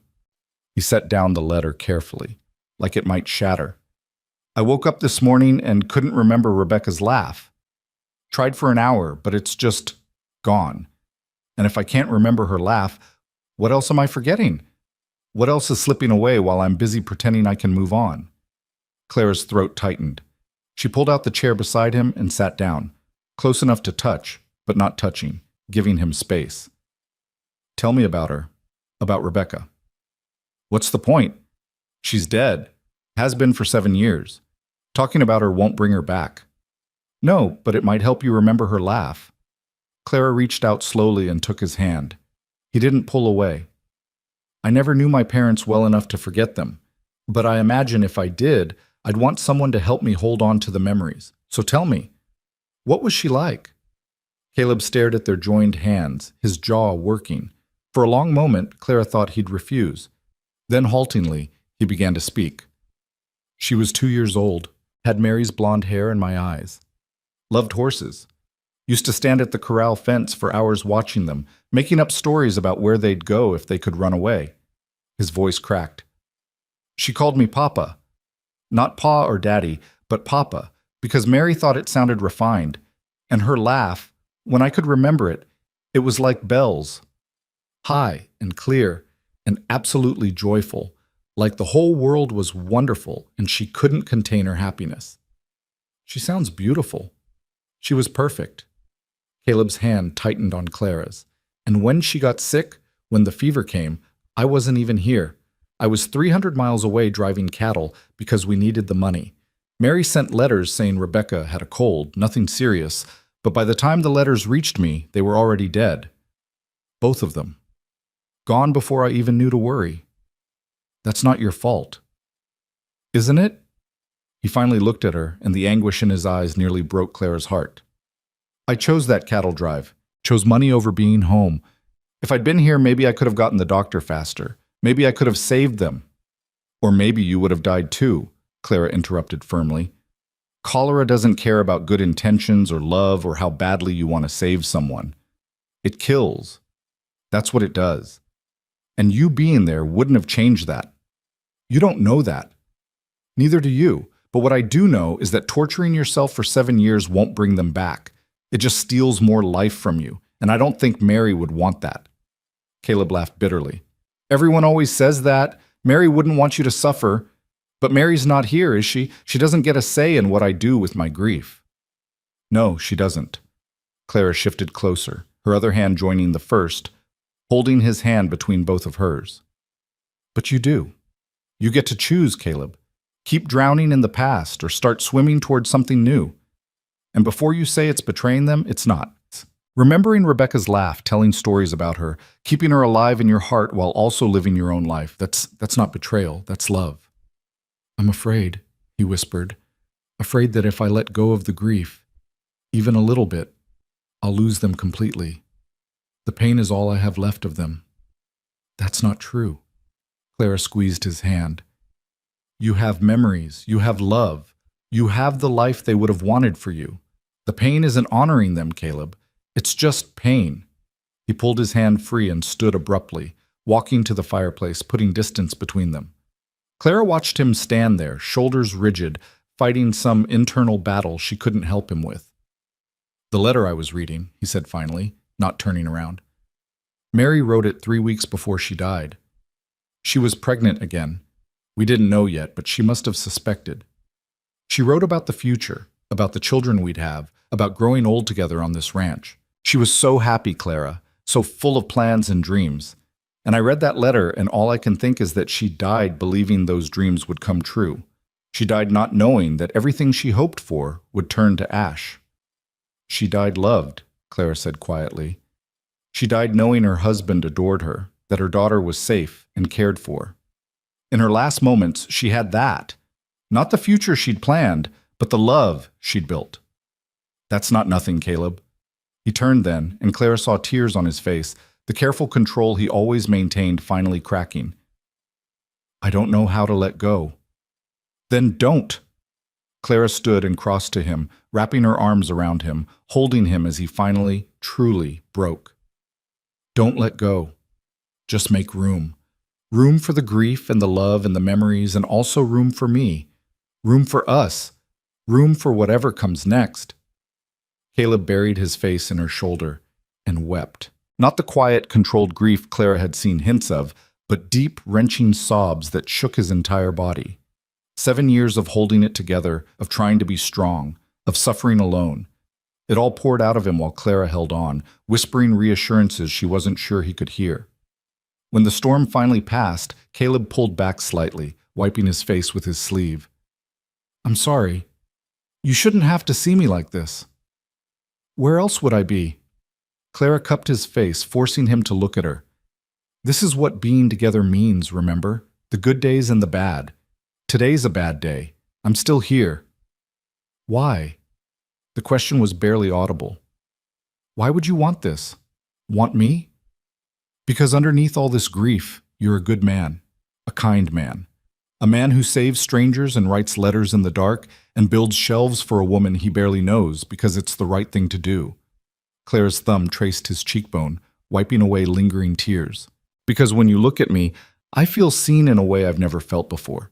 Because you're worth fighting for, Caleb Rowan, even when you don't believe it yourself. He kissed her then, desperate and grateful and still a little broken, and Clara kissed him back, pouring all her certainty into it, all her determination to not let him drown alone. When they broke apart, Caleb rested his forehead against hers. Stay, please. Just for today. I don't want to be alone. Okay, Clara whispered. I'll stay. They spent the rest of the day in the quiet intimacy of shared space. Caleb showed Clara around the ranch, the barn where he kept his horse, and a few head of cattle, the garden plot where Mary had grown vegetables, now overgrown with weeds, the small cemetery on the hill where 2 graves sat side by side, marked with simple wooden crosses. Clara stood at the graves while Caleb hung back, giving her space to pay her respects. The crosses read Mary Rowan, beloved wife and mother, and Rebecca Rowan, our little angel. Simple, stark, devastating. I come up here every morning, Caleb said quietly. Tell them about my day, about what's happening in town, about you. Clara turned to look at him. You told them about me? Couldn't not tell them. You're the most important thing that's happened to me in 7 years. He moved closer, standing beside her, looking down at the graves. I told Mary you're stubborn and brave and you make terrible coffee. Told Rebecca she would have liked you, that you have kind eyes. I don't know if they can hear me, but I like to think they can. Like to think they're glad I'm not alone anymore. I think they are, Clara said, taking his hand. I think they want you to be happy. I'm not sure I remember how. Then we'll learn together, just like everything else. They walked back to the house as the sun began to set, painting the sky in shades of gold and crimson. Inside, Caleb cooked a simple meal, beans and bacon, bread that was slightly stale but edible, and they ate at the table where Clara had found him drowning in grief that morning. This house is so quiet, Clara observed. How do you stand it? Got used to it, I guess. The silence used to drive me crazy, kept expecting to hear Mary singing or Rebecca laughing, but eventually the silence just became normal. He looked around the room, seeing it through Clara's eyes. It's different with you here. Better. You could come to town more, Clara suggested carefully. Stay above the store sometimes. You've been doing all the repairs anyway. Might as well have a place to sleep that's closer. Are you asking me to move in with you? I'm asking you to consider not being alone all the time. There's a difference. Caleb was quiet for a long moment, considering. People would talk. People are already talking. At least this way we'd be together. Clara reached across the table and took his hand. I'm not trying to push you into something you're not ready for, but I also don't want to do this, us, in stolen moments between store repairs. I want more than that. Want you to be part of my life, not just the shadows around it. I don't know if I can live in town. Too many people, too much noise, too many memories of what it was like before. Then I'll come here sometimes. We'll figure out something that works for both of us. Clara squeezed his hand. But Caleb, I need you to meet me halfway. Can't be the only one reaching all the time. He stood abruptly and pulled her up with him, into his arms, holding her tight. You're right. You're absolutely right, and I'm sorry. I keep taking and taking. Your patience, your understanding, your help, and giving nothing back. That's not true. It is. He pulled back to look at her face. You've been carrying this whole thing, carrying me, and I've been so wrapped up in my own fear and grief that I haven't thought about what you need, what you want. I want you, Clara said simply. Broken parts and all, but I also want a partner, not a project. Want someone who's willing to try as hard as I am. Then that's what I'll be. Caleb kissed her forehead, her cheeks, her lips. Starting now, starting today. You came all the way out here because you were worried about me. You held me while I fell apart. You stood at Mary's grave and didn't run away screaming. That's more than trying, Clara. That's love, even if neither of us has said the word yet. Clara's breath caught. Is it? Yeah. His voice dropped to a whisper. It is, and I'm terrified of it, but I'm also grateful for it. Grateful for you, for being stubborn enough to not give up on me. They stood like that as darkness fell outside, wrapped in each other, something fundamental settling between them. Clara had come here expecting to comfort him, to hold him through a bad day. She hadn't expected this breakthrough, this commitment, this feeling like they'd crossed some invisible line from maybe to yes. That night, Clara slept in Caleb's bed while he took the floor, both of them understanding without discussion that they weren't ready for more. But as Clara drifted off, she heard him breathing in the darkness beside her, steady and real, and felt safer than she had in years. The next morning, they rode back to town together. Caleb didn't come inside the store, but he didn't disappear either. He tied his horse outside and stood in the street, visible, present, while Clara opened up for business. Sarah Pritchard was the first to notice, her eyes going wide when she saw Caleb standing there. Is he staying? For now, Clara said, unable to keep the smile off her face. Well, Sarah's expression softened. Well, it's about time. Over the next few weeks, Caleb's presence in town became normal. Not constant. He still needed his ranch, his solitude, his space to breathe, but regular. He came to the store several times a week, finished the sign he'd promised and hung it above the door, started taking meals with Clara in her quarters above the store. The town watched and whispered, but Caleb bore it with more grace than Clara expected. He nodded at people who greeted him, tolerated Mrs. Thornton's intrusive questions, even smiled once when Emma asked him about his horse. You're doing well, Alice Murphy told Clara one afternoon, watching Caleb repair a window frame. With him, I mean. He's more alive than I've seen him in years. He's trying, Clara said. We both are. It shows. Alice hesitated, then added, There's a harvest social next month, first one since you arrived. Will you come? Clara glanced at Caleb, remembering his words about never dancing at socials, never being normal. I don't know. That might be too much for him. Maybe. Or maybe it's exactly what he needs, to start participating in life again, not just observing from the edges. Alice touched Claire's arm. Think about it. You don't have to stay long, but it would mean something, you being there, both of you. That night, Clara mentioned the social to Caleb. They were sitting at her small table, eating the stew she'd made, comfortable in the routine they'd built. A social, Caleb repeated slowly, with dancing and music and the whole town watching. We don't have to go. Alice just thought, we should go. Clara's spoon froze halfway to her mouth.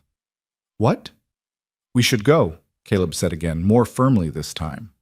You're right. You've been meeting me more than halfway, accommodating my fears, my need for isolation, my general brokenness. The least I can do is show up at a social with you, let people see that I'm not completely lost to grief. Caleb, I don't want you to force yourself into something that makes you miserable just to prove a point. It's not about proving a point. It's about being your partner, like you asked, about not making you face everything alone. He reached across the table and took her hand. Besides, it's time. Past time, probably. I've been hiding for 7 years. Maybe it's time to stop. You're sure? No. He smiled, and Clara's heart skipped at the sight of it, not quite reaching his eyes yet, but genuine nonetheless. But I'm willing to try. For you. For us. The harvest social took place on a cold December evening in the town hall, which had been decorated with pine branches and candles. Music spilled out into the street, a fiddle, a guitar, someone singing off-key but enthusiastically. Clara wore her best dress, dark green with black trim, her hair arranged in a softer style than usual. She felt nervous, exposed, aware that walking into that hall with Caleb would announce to all of Red Hollow that they were together. Caleb met her at the store, wearing clean clothes and an expression that suggested he was heading to his execution rather than a dance. But his hand was steady when he offered it to Clara, and his voice was firm when he said, Ready? Are you? Not even a little bit. Let's go anyway. They walked to the hall together, and Clara felt every eye in town turn toward them when they entered. The music didn't stop, but conversations did. Sarah Pritchard smiled broadly. Mrs. Thornton looked scandalized. The cowboys playing cards in the corner stared openly. Clara felt Caleb tense beside her, felt him fighting the urge to turn around and walk back out. She squeezed his hand. Breathe. We don't have to stay long. No. Caleb straightened his shoulders. We're here. Might as well commit. They found seats along the wall, and slowly, conversation resumed around them. Sarah brought them cider. Alice introduced them to the new reverend, a young man who shook Caleb's hand enthusiastically and didn't mention his years of absence from services. Emma Thornton asked Clara about the store's new inventory, and through it all, Caleb stayed. Didn't run, didn't retreat into himself, just sat beside Clara and endured the attention with quiet dignity. When the fiddle player struck up a waltz, couples moved on to the dance floor. Clara watched them with longing, remembering the few times she'd danced back in Philadelphia, the brief moments of grace and beauty in otherwise gray years. Dance with me, Caleb said suddenly. Clara turned to stare at him. What? Dance with me. He stood and offered his hand, his expression nervous but determined. I'm probably terrible, haven't danced since Mary died, but I want to try. With you. Clara took his hand, her heart in her throat, and let him lead her onto the floor. He was right. He was rusty, stumbling over the steps, holding her too stiffly. But he was trying, and that meant everything. I can't believe you're doing this, Clara whispered as they turned awkwardly through the waltz. Neither can I. Caleb's grip on her waist tightened slightly. But you were right. About everything. About living instead of just surviving. About making room for the past and the future. About us. Are you saying you love me, Caleb Rowan? He missed a step, nearly tripping over her feet, then steadied himself. Yeah, I guess I am. Terrified of it. But yeah. I love you, Clara Bennett. Your stubbornness and your kindness and the way you make terrible coffee but keep trying anyway. Love how you look at me like I'm not broken, or like my brokenness doesn't matter. Love that you're patient when I run and still here when I come back. Clara felt tears pricking her eyes. I love you too. Your grief and your fear and the way you help people from the shadows because you still care even when caring hurts. Love your rare smiles and your careful hands and the letters you write in the dark. They swayed together in the middle of the dance floor, surrounded by people but lost in each other, and Clara understood that this was the moment everything changed. This was Caleb choosing life, choosing her, choosing to step out of the shadows and into the light. When the dance ended, Caleb didn't let her go immediately. He stood there holding her, his forehead resting against hers, breathing like he'd just run a race.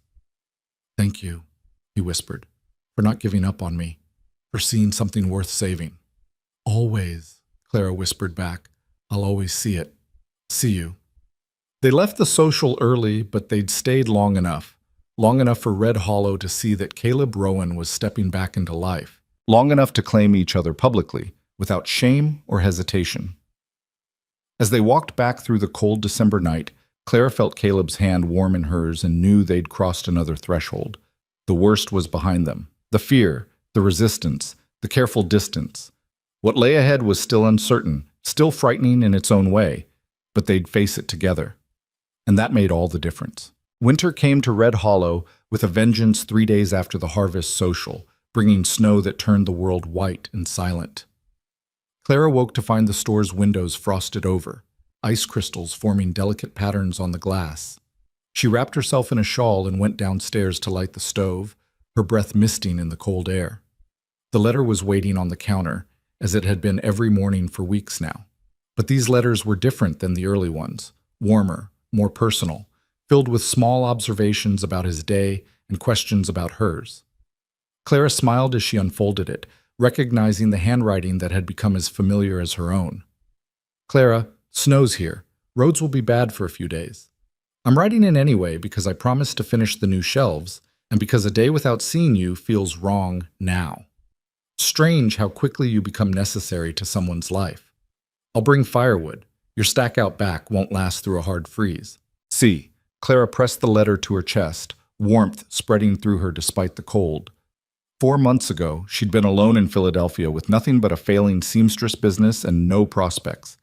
Now she had a store that was finally profitable, a town that was beginning to feel like home, and a man who rode through snowstorms just to see her. Caleb arrived mid-morning, his horse picking its way carefully through the snow-covered street.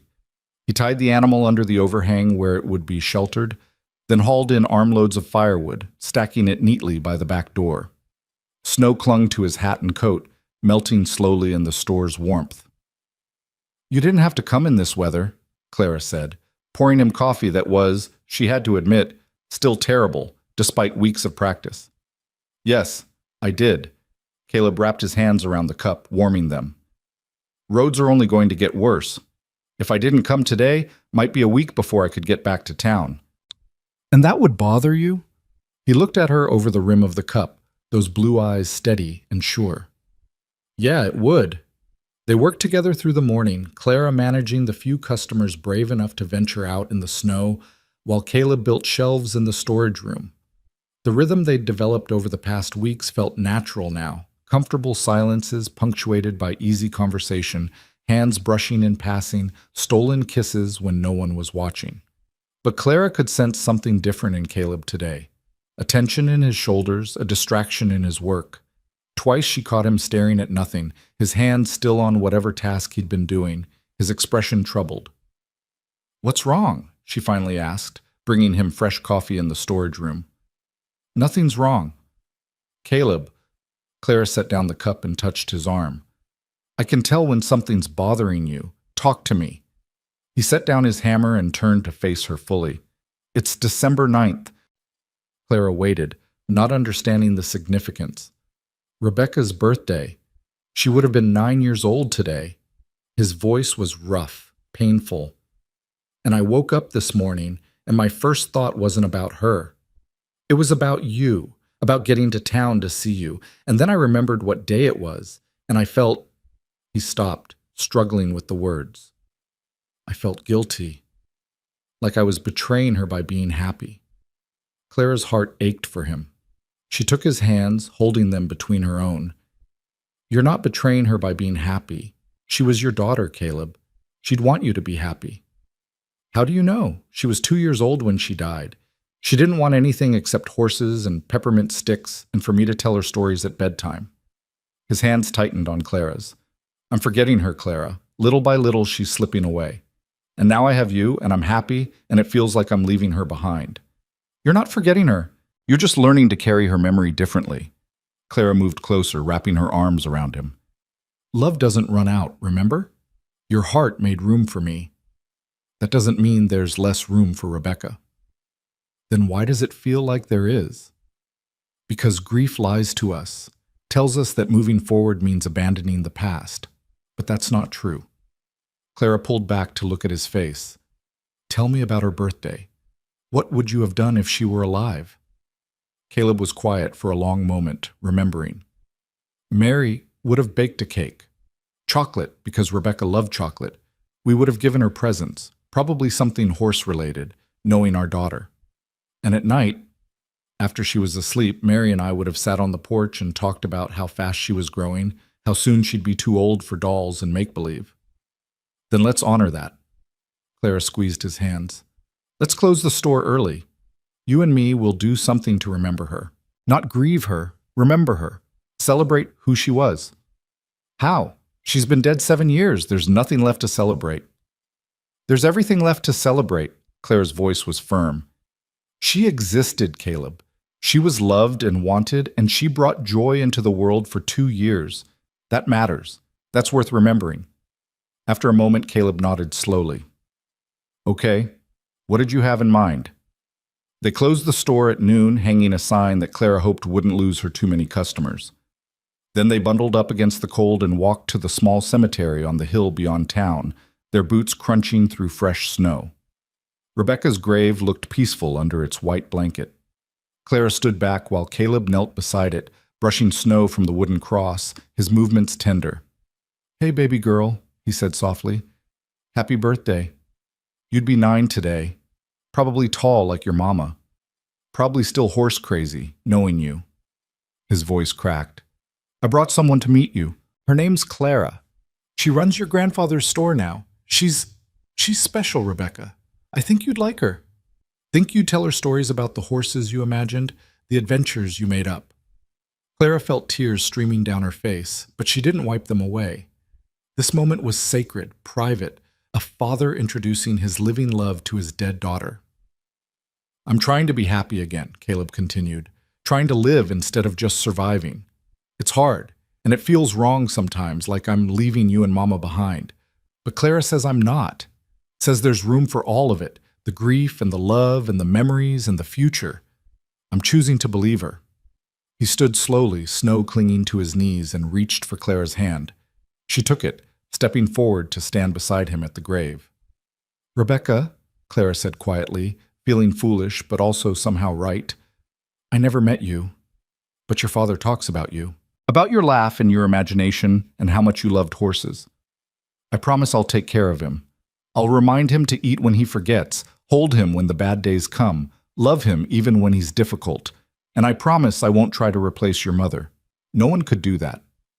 Caleb's hand tightened on hers, and when Clara looked at him, she saw tears on his face. But they weren't tears of anguish, not entirely. There was something else there too, something like peace. They walked back to town slowly, not talking, just being together in the quiet snow. When they reached the store, Caleb didn't go to his work in the storage room. Instead, he led Clara upstairs to her quarters and pulled her into his arms, holding her like she was the only thing keeping him anchored to the earth. Thank you, he whispered into her hair, for understanding, for not making me choose between my past and my future. You don't have to choose, Clara whispered back. You get to have both. That night, Caleb stayed, not just for dinner or an evening visit, but through the night, both of them understanding without words that something had shifted. They lay in Clara's narrow bed, fully clothed, wrapped around each other, and talked in the darkness about things they'd never shared before. Caleb told her about his childhood in Kentucky, about learning to ride before he could properly walk, about his father who'd been hard but fair, and his mother who'd died when he was 15. He told her about meeting Mary at a church social, about how she'd laughed at his clumsy attempts at dancing and agreed to marry him anyway. He told her about Rebecca's birth, about holding his daughter for the first time and feeling his heart expand in ways he hadn't known were possible. Clara told him about her parents' death, about the foster family who'd taken her in but never quite wanted her, about working her fingers raw as a seamstress to afford a room of her own. She told him about the loneliness that had become so familiar she'd stopped noticing it, about the men who'd courted her only to lose interest when they realized she had no dowry and no connections. She told him about receiving the letter about her uncle's store and seeing it as the escape she'd been waiting for, even though she'd been terrified. "I'm glad you came," Caleb said, his hand stroking her hair in the darkness. "Glad you were stubborn enough to stay when everything was against you. Glad you wouldn't let me push you away. I'm glad you saved me, twice." Clara pressed closer to him, feeling safe in a way she'd never felt before. "I came here with nothing, expecting nothing, and instead I found everything." That's a lot of pressure on a broken-down cowboy. "You're not broken down, you're just broken in, like good leather." Clara smiled against his chest. "And you're everything I didn't know I needed." They fell asleep like that, wrapped in each other, and when Clara woke in the gray dawn light, Caleb was still there. Watching her sleep, his expression soft in a way she rarely saw. "Morning," she murmured. "Morning." He traced her cheekbone with one finger. "I should go. People will talk if they see my horse still here at dawn. Let them talk. I don't care anymore." "You sure about that? Once we cross this line, there's no going back. Everyone will know we're together." Clara pushed herself up on one elbow, looking down at him. "Caleb Rowan, we danced together at the Harvest Social. We've been working side by side for months. Everyone already knows we're together. The only people still pretending otherwise are us." He smiled, a real smile, wide and genuine, transforming his face. "You're right, as usual. So stay, have breakfast with me. Walk me downstairs when I open the store. Let Red Hollow see that you're not just visiting, you're staying." "I'm staying," Caleb repeated, testing the words. Then, firmer. "Yeah, I'm staying."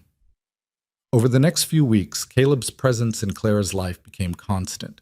He split his time between the ranch and the store, spending days in town working on improvements and nights either above the store or riding back to check on his cattle.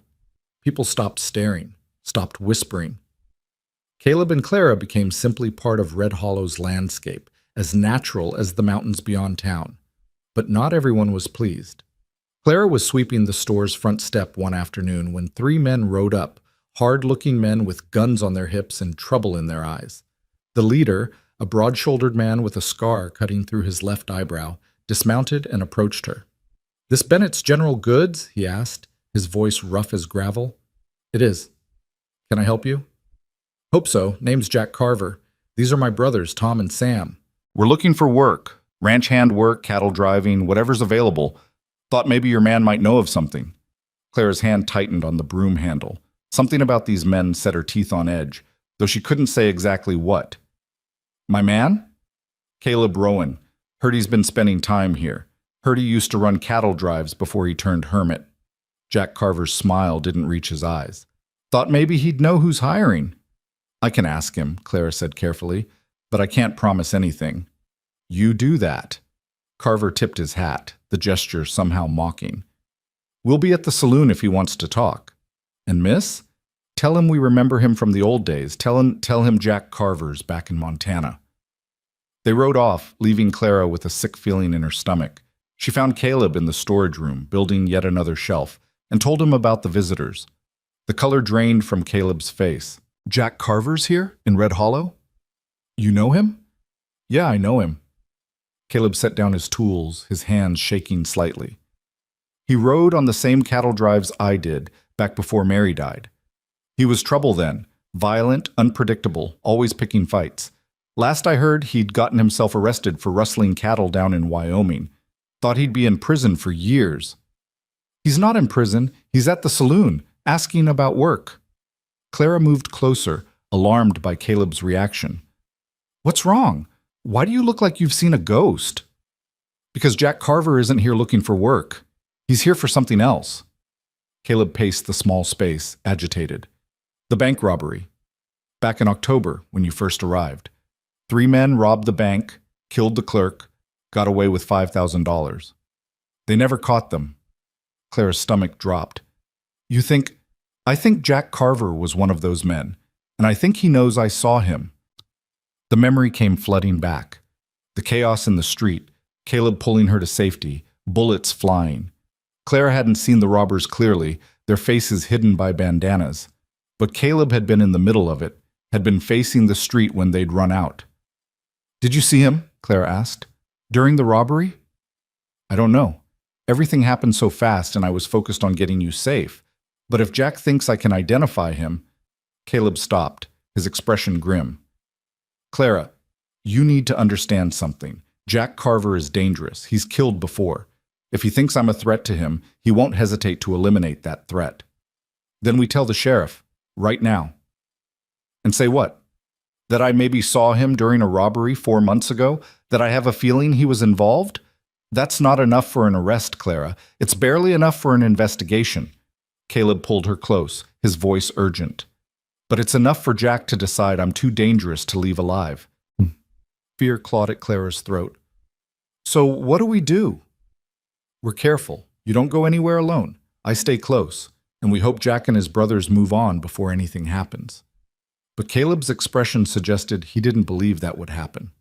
That night, Clara and Caleb sat in her quarters with the door barred, talking in low voices about what to do. Caleb wanted Clara to go to Sarah Pritchard's boarding house, somewhere with other people around, somewhere safer. Clara refused to leave the store or Caleb. "I didn't come all this way, didn't fight this hard to build a life, just to run the first time trouble shows up," Clara said stubbornly. "I'm staying. We're facing this together." "Clara, this isn't like running a store or dealing with difficult customers. This is real danger. Jack Carver has killed people. He won't think twice about killing you if you're in his way. Then don't be in his way. Don't do anything to make him think you're a threat." "I can't promise that." Caleb took her hands, his expression desperate. "If it comes down to your safety or playing it safe with Jack, I'm choosing you every time. That might mean confirming his suspicions, might mean forcing a confrontation." "Then we'll face it together," Clara repeated firmly. "I'm not running. I'm not hiding. And I'm not losing you to some violent criminal who's afraid of being identified." For 3 days, an uneasy peace held. Jack Carver and his brothers stayed at the saloon, drinking and playing cards, not causing trouble, but not leaving either. Caleb stayed at the store, working during the day but never leaving Clara alone, sleeping with his gun close at night. On the 4th day, trouble found them. Clara was closing up the store at dusk when the door opened and Jack Carver walked in, alone this time. Clara's hand moved instinctively to the counter, where Caleb had placed a pistol within easy reach. "Evening, Miss Bennett," Carver said, his smile predatory. "Hope I'm not disturbing you." "We're closed for the day." Clara kept her voice steady, her hand near the gun. "Come back tomorrow if you need supplies." "I'm not here for supplies. I'm here to talk about Caleb Rowan." "He's not here." "I know. Saw him ride out to his ranch an hour ago. That's why I came now. Wanted to talk to you private-like." Carver moved closer, and Clara forced herself not to back away. "See, I've been thinking. Caleb was awful quick to pull you out of the line of fire during that bank robbery. Almost like he knew what was about to happen. He saved my life, that's all. Maybe. Or maybe he recognized someone in the street that day. Maybe he saw something that made him nervous." Carver leaned against the counter, too close, his eyes cold. "Now, I'm not saying I was involved in any robbery, but hypothetically, if I was, and if someone could identify me, that someone would be a problem. You see where I'm going with this?" Clara's heart pounded, but she met his gaze steadily. "I see that you're threatening me." "Not threatening, just explaining the situation. See, Caleb cares about you. That's obvious to anyone with eyes. Which means if something were to happen to you, something unfortunate, he'd be real motivated to keep his mouth shut about anything he might have seen." Carver's smile widened. "Might even be motivated to leave town entirely, take his memories with him somewhere they can't hurt anybody. Get out. Clara's hand closed around the pistol grip. Get out of my store right now. Or what, you'll shoot me? Carver laughed. I don't think so, Miss Bennett. You're not the killing type. But Caleb is. He's got blood on his hands from those cattle drives, protecting the herds. He knows how to kill. That makes him dangerous. What do you want? I want Caleb Rowan to forget everything he saw that day in October. I want him to mind his own business, keep his head down, and not cause problems for anyone. And I want you to make sure that happens. Carver straightened, adjusting his gun belt. You've got 3 days to convince him. After that, my brothers and I will have to take matters into our own hands. And that would be a shame, because I'd hate to see anything happen to such a pretty little store. Be a real tragedy if it burned down. With you inside. He left before Clara could respond, the door slamming behind him. Clara stood frozen for a long moment, the pistol heavy in her hand before her legs gave out and she sank to the floor behind the counter. That's where Caleb found her 20 minutes later, having returned early from the ranch. He took one look at her face and knew something terrible had happened. Tell me, he said, kneeling beside her. Clara told him everything, Carver's threats, his demands, the 3-day deadline. By the time she finished, Caleb's expression had gone cold and hard. The gentle man she knew buried under something dangerous. He threatened you, Caleb said quietly, in your own store, made threats against your life. Caleb, what are we going to do? He stood slowly, helping Clara to her feet. We're going to the sheriff, right now, and we're going to tell him everything, my suspicions about the robbery, Carver's threats, all of it. And then I'm going to make sure you're somewhere safe while the law handles this. The sheriff's office is closed at night. Then we go to his house. This can't wait, Clara. Carver gave us 3 days, but I don't trust him to keep his word. For all we know, he's already planning to burn the store tonight. They barred the door and left through the back, moving quickly through the dark streets to Sheriff Tom McKenna's house. McKenna, a grizzled man in his 50s who'd been lawman in Red Hollow for 20 years, listened to their story with increasing concern. Jack Carver, he said when they finished. Yeah, I've heard of him. Wanted in 3 territories for various crimes. If he's here, and if he was involved in that bank robbery, we need to act fast. He looked at Caleb. You're sure you can identify him from the robbery? I'm sure I saw someone who looked like him. Can't swear it was him in court, but I'm 90% certain. Caleb's hand tightened on Clara's. But that's not the point. The point is he's threatening Clara to keep me quiet. That makes him dangerous right now, regardless of what he did in October. Agreed. McKenna stood, reaching for his gun belt. I'll round up my deputies, arrest Carver and his brothers tonight. With any luck, we'll have them in custody before dawn. What about Clara? Where can she stay that's safe? Sarah Pritchard's boarding house, McKenna suggested. I'll post a deputy there just in case. Miss Bennett, pack a bag. You're not going back to that store until this is resolved. Clara wanted to argue, wanted to refuse to leave her hard-won home, but the fear in Caleb's eyes stopped her. She nodded. I'll pack. But Caleb comes with me. Wouldn't have it any other way, Caleb said. They returned to the store under cover of darkness, Caleb checking every shadow, his hand never far from his gun. Clara packed quickly. A few clothes, her mother's cameo, her uncle's letters, the book Mary Rowan had given her. The essentials of a life that might need rebuilding if the worst happened. As she was closing her bag, gunfire erupted from the street. Caleb yanked Clara away from the window, pushing her to the floor. Stay down! More shots, closer now. The front window shattered, glass exploding across the store floor. Clara screamed, and Caleb covered her body with his own, shielding her just as he had that first day. They're not waiting 3 days, Caleb growled. Carver must have seen us go to the sheriff. What do we do?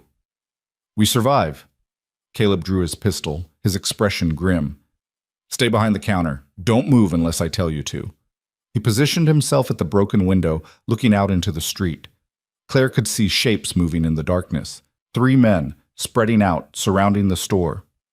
Jack Carver's voice called from the shadows. Last chance, Rowan. Walk away from the girl, leave town tonight, and we'll let you live. Not happening, Caleb shouted back. Then you both die. More gunfire. Bullets punched through the walls, splintered wood. sent Clara's carefully organized inventory crashing to the floor. Caleb returned fire, his shots deliberate and controlled, each one buying them a few seconds of cover. But Clara knew they couldn't win this fight. 3 men against 1, trapped in a building, running out of ammunition. The math was simple and brutal. Then she heard something else. More gunfire, but from a different direction. Shouts. Men yelling. The sound of horses approaching fast. Sheriff McKenna's voice rang out, "Drop your weapons! You're surrounded!" The next few minutes were chaos.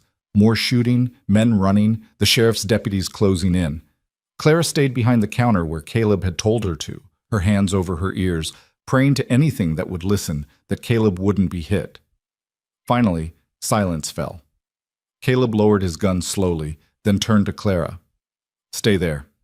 Let me make sure it's safe." He moved to the door carefully, gun raised, then relaxed. "It's over. McKenna got them."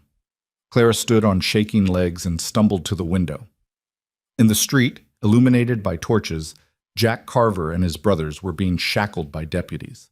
Carver's arm was bleeding and Sam was unconscious, but they were alive. Arrested. McKenna approached the store, holstering his weapon. "Everyone all right in there?" "We're fine," Caleb called back. Damage to the store, but we're fine." "Good. We'll need statements from both of you, but that can wait until morning. For now, get somewhere safe. I've got men watching these 3. They're not going anywhere except a cell." Clara looked at her store. Windows shattered, walls riddled with bullet holes. Inventory destroyed. All the work she'd done, all the progress she'd made, damaged in minutes. She felt tears burning her eyes but refused to let them fall. Caleb wrapped his arms around her from behind, holding her steady. "We'll fix it," he murmured, "all of it. The windows, the walls, everything. I promise." "What if they come back? What if there are more of them?" "There aren't, and even if there were, I wouldn't let them touch you." He turned her to face him, his hands cupping her face. "Clara, listen to me. I will always protect you. Always, even if it costs me everything." "It almost did cost you everything." Clara's voice broke. "You could have been killed, Caleb, because of me, because you wouldn't abandon me." "Because I love you," Caleb interrupted firmly. "Because you're worth protecting, worth fighting for, worth everything." He kissed her forehead, her cheeks, her lips. "I've lost people I loved before. I'm not losing you too. Not now, not ever."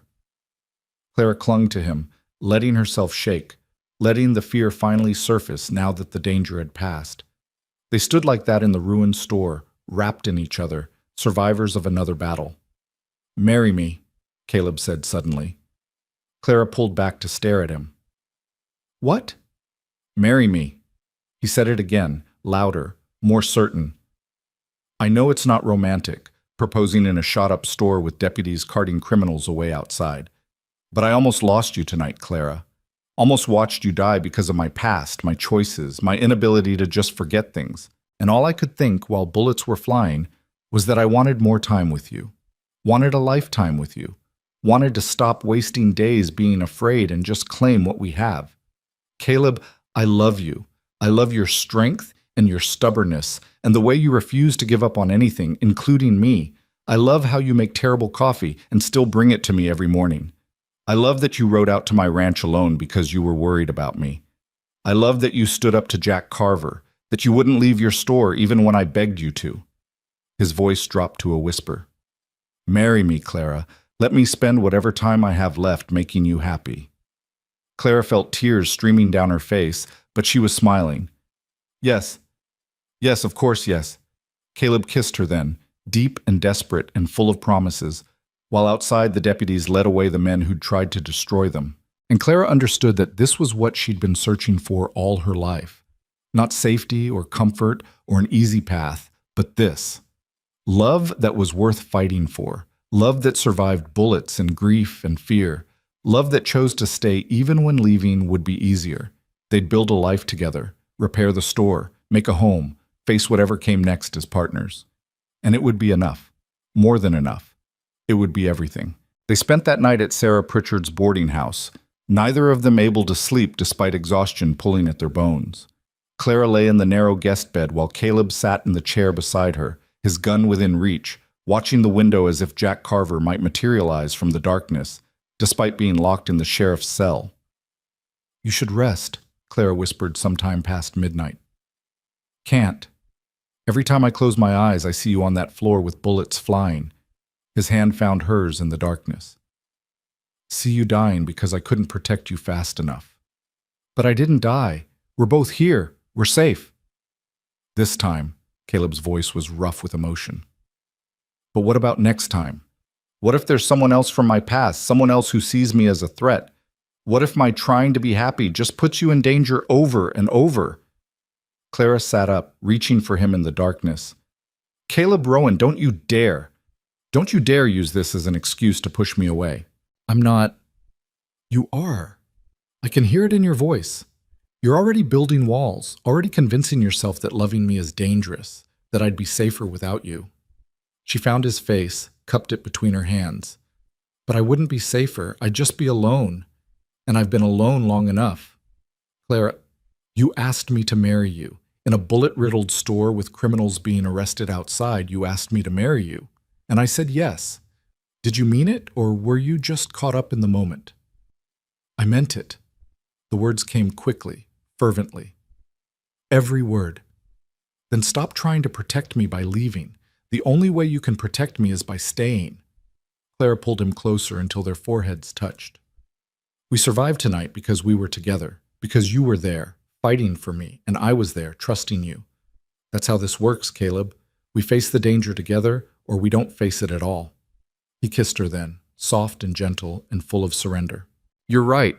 You're always right. Remember that when we're married, and I remind you to eat vegetables."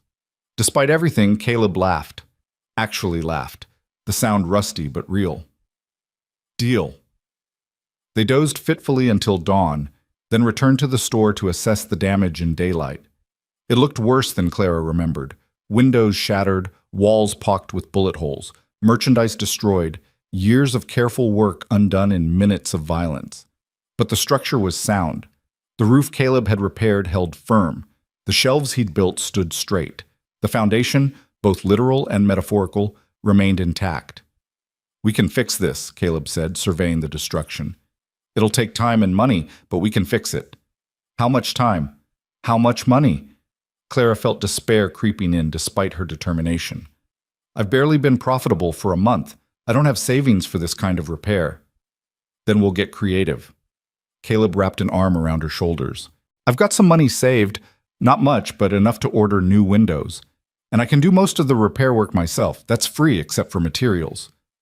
We'll make it work, Clara, just like we've made everything else work." Sarah Pritchard arrived an hour later with breakfast and an offer that made Clara's throat tight. "The women of Red Hollow want to help. We're organizing a work party. Everyone contributes what they can. Mrs. Chen's got fabric for new curtains. Emma Thornton's father will donate lumber. Alice Murphy's rounded up volunteers to help clean and rebuild." Sarah squeezed Clara's hand. "You're one of us now. We take care of our own." Over the next 2 weeks, Red Hollow came together in a way Clara had never experienced. Men arrived with tools and lumber, repairing walls and building new display cases. Women brought food and cleaning supplies, scrubbing blood and gunpowder residue from the floors. Even the cowboys who'd been wary of Clara in those early days showed up, replacing windows and reinforcing the doorframe. Caleb worked from dawn until long after dark, his hands blistered and his back aching, but his expression peaceful in a way Clara had rarely seen. He joked with the other men, accepted their ribbing about his upcoming marriage with good grace, slowly reintegrating into the community he'd abandoned 7 years ago. "It's good to see you back among the living," old Tom Brewster said one afternoon, hammering nails beside Caleb. "Been too long, son." "Yeah," Caleb agreed quietly.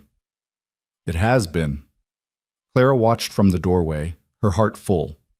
This was what community meant. Not just people living near each other, but people choosing to help, to show up, to rebuild together what violence had torn down. On the third day of repairs, Sheriff McKenna stopped by with news. Jack Carver and his brothers are being transferred to Helena for trial. Confessed to the bank robbery and 3 others across Montana.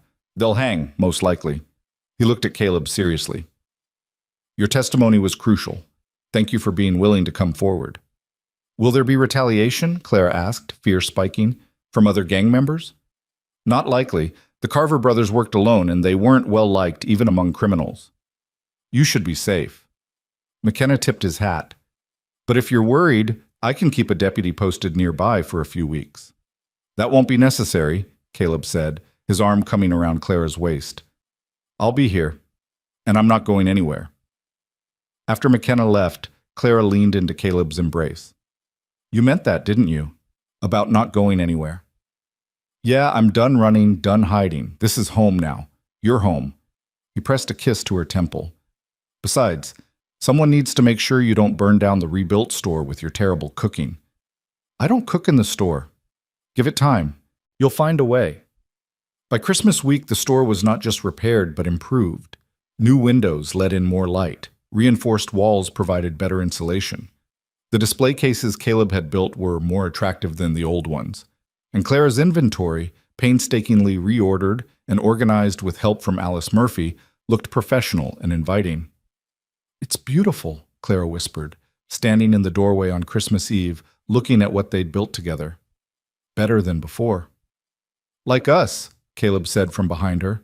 Broken, repaired, stronger at the damaged places. They were married on New Year's Day, in a simple ceremony at the town hall with half of Red Hollow in attendance. Clara wore her mother's cameo and a new dress that Mrs. Chen had sewn as a wedding gift. Ivory wool with delicate embroidery, beautiful and practical in equal measure. Caleb wore his best shirt and the expression of a man who couldn't quite believe his good fortune.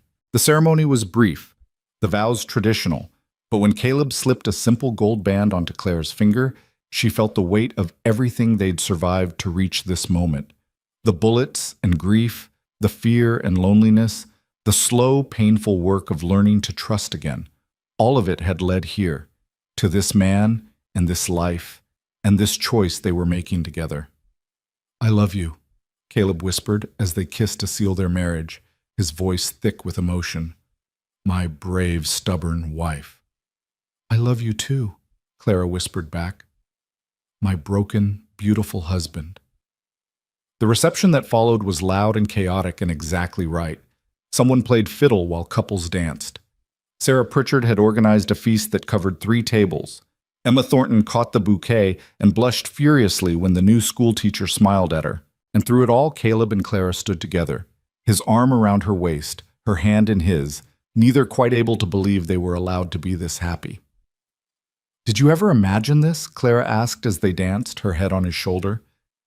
That day you pulled me out of the line of fire. Did you ever think we'd end up here? No, I thought I'd save you, disappear back to my ranch, and that would be the end of it. Caleb's hand tightened on her waist.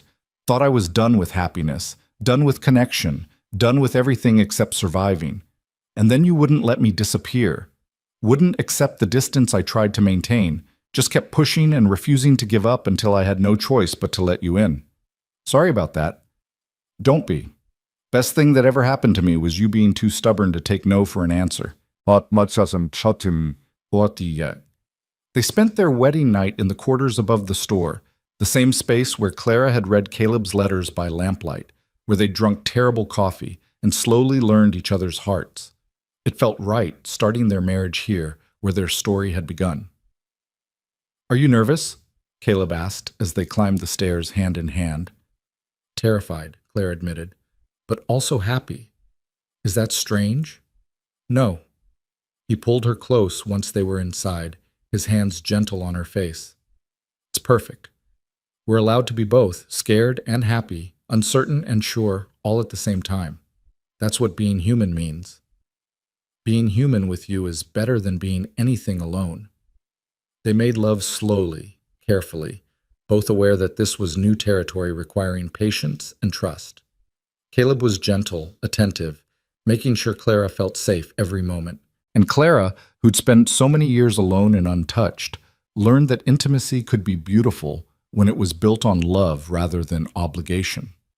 Afterward, they lay tangled together in the darkness, Caleb tracing patterns on Clara's shoulder while she listened to his heartbeat. I need to tell you something, Caleb said quietly. About Mary. Clara stilled, then forced herself to relax. Okay. I loved her. I'll always love her. She was my first wife, the mother of my daughter, and losing her nearly destroyed me. His hand tightened on Clara's shoulder. But what I feel for you isn't less than what I felt for Mary. It's just different. Mary and I grew up together, built a life from nothing, learned how to be adults side by side. You and I, we came together already broken, already shaped by loss. We chose each other knowing exactly how much it could hurt if we lost each other again. And that makes it stronger, Clara said softly. Because we're choosing love despite knowing the cost. Exactly. Caleb shifted so he could see her face in the moonlight. I wanted you to know that. Wanted you to understand that I'm not settling for second best or trying to replace Mary with you. You're not a replacement, Clara. You're a new beginning. Thank you for telling me. Clara kissed him gently. I needed to hear that. There's something else. Caleb hesitated, then continued. I want to take you to the ranch tomorrow. Want to show you Mary and Rebecca's graves properly, introduce you to them as my wife. I want them to be part of our life, not hidden away like shameful secrets. I'd like that, Clara said, meaning it. They're part of your story, which means they're part of ours now. They rode to the ranch the next morning, the January air cold enough to burn their lungs, but the sky clear and blue. The ranch looked different to Clara this time. Not a place of grief and isolation, but a working property that needed attention and care. I've been thinking, Caleb said as they stood at the graves on the hill, about selling the ranch, moving to town permanently, being closer to the store, to you. Don't, Claire took his hand. This place is important. It's where you built your first life, where Mary and Rebecca are buried. We shouldn't abandon it. But running both the ranch and the store, we'll figure it out. Maybe we split time, a few days here, a few days in town. Maybe we hire someone to help manage the cattle. But we don't sell, Caleb. This place is part of you, and I married all of you, including your past. Caleb looked at her with such love it almost hurt. How did I get so lucky? You saved my life, twice. And then you kept saving it with letters in the dark and shelves built with care and patience when I wanted to run away from everything. Clara leaned against him. We saved each other, I think. That's the real story. They developed a rhythm over the following months. 3 days at the ranch, 4 days in town, the pattern flexible enough to adapt to whatever life required. Clara learned to love the ranch's silence, the way mountains framed every window, the small cemetery on the hill where she left wildflowers each visit.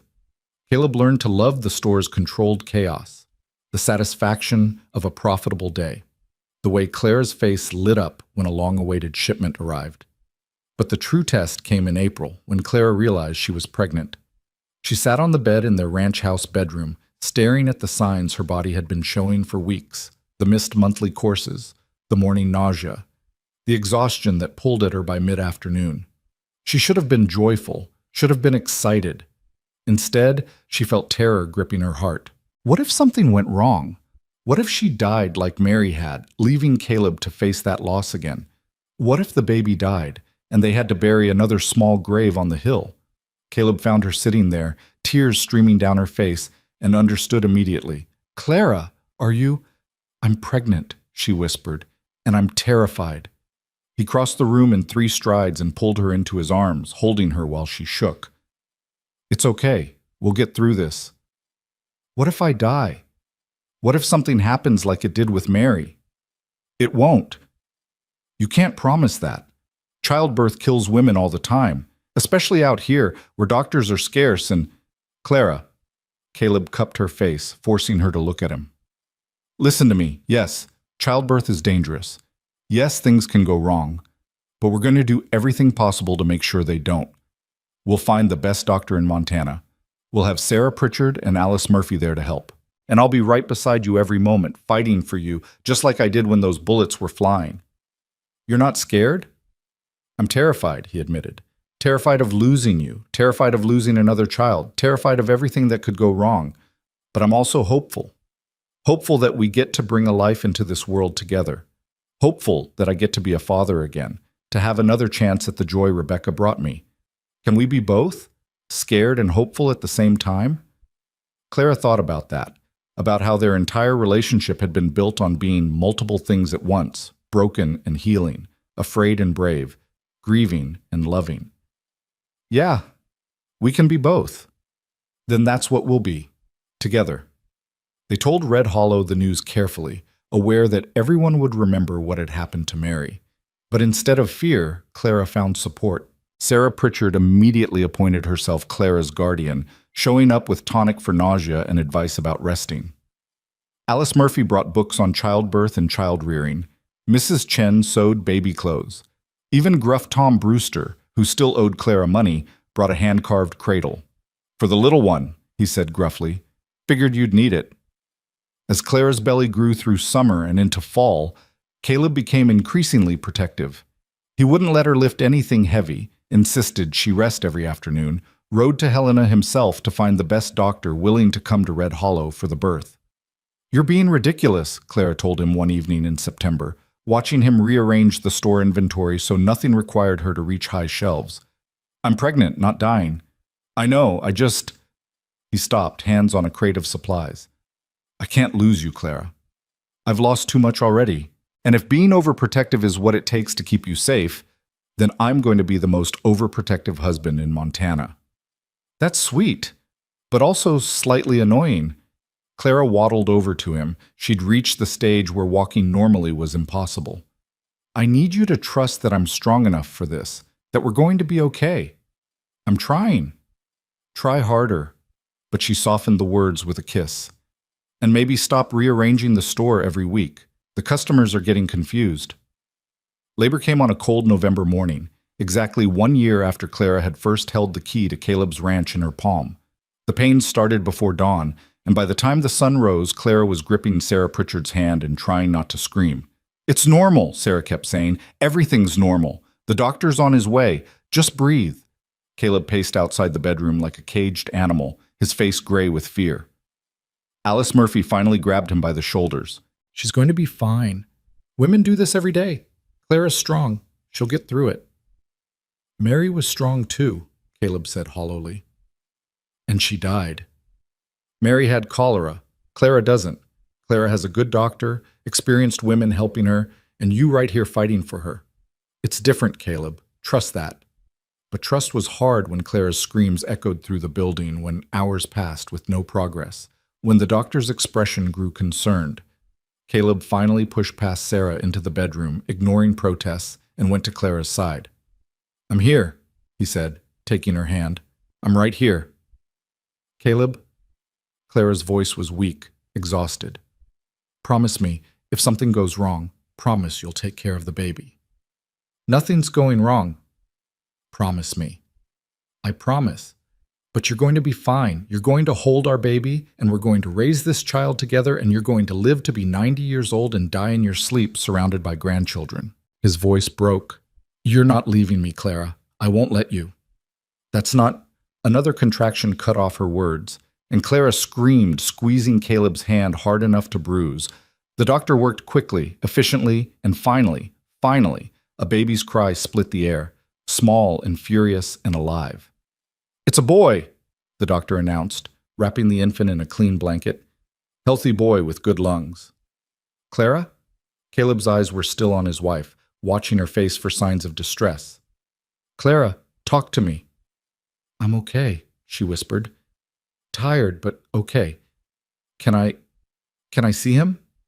The doctor placed the baby in Clara's arms, and Caleb watched his wife's face transform with wonder. The baby was tiny, red-faced, perfect. He had Clara's dark hair and, when he opened his eyes briefly, Caleb's blue eyes. "He's beautiful," Clara whispered. "Caleb, we made something beautiful." Caleb sat on the edge of the bed, one arm around Clara, one finger traced gently over the baby's impossibly small hand. "Yeah, we did." "What should we name him?" Caleb thought for a long moment. "George, after your uncle, the man who brought you to Red Hollow and gave us a chance to find each other." Clara's eyes filled with tears. "George Rowan, I love it." They stayed like that while the doctor finished his work and Sarah cleaned up, while Alice brought fresh linens and Mrs. Chen arrived with soup. Just the three of them, Clara and Caleb and baby George, a family built from grief and loneliness and the stubborn refusal to give up on love. Over the next weeks, Caleb discovered that fatherhood the second time was both easier and harder.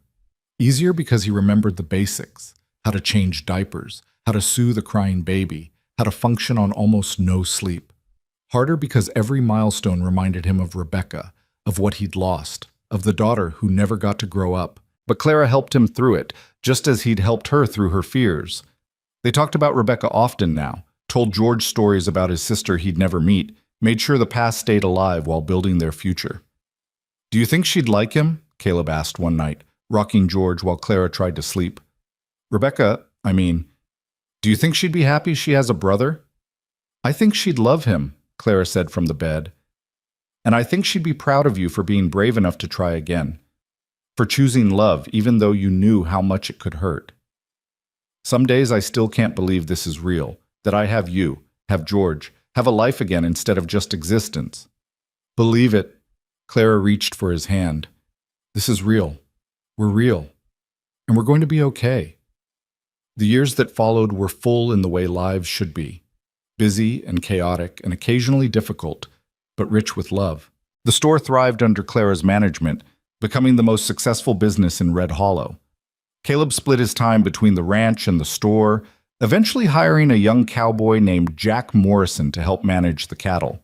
They had 2 more children, a daughter they named Mary Rebecca, called Molly to distinguish her from the aunt she was named for, and another son they named Thomas after Caleb's father.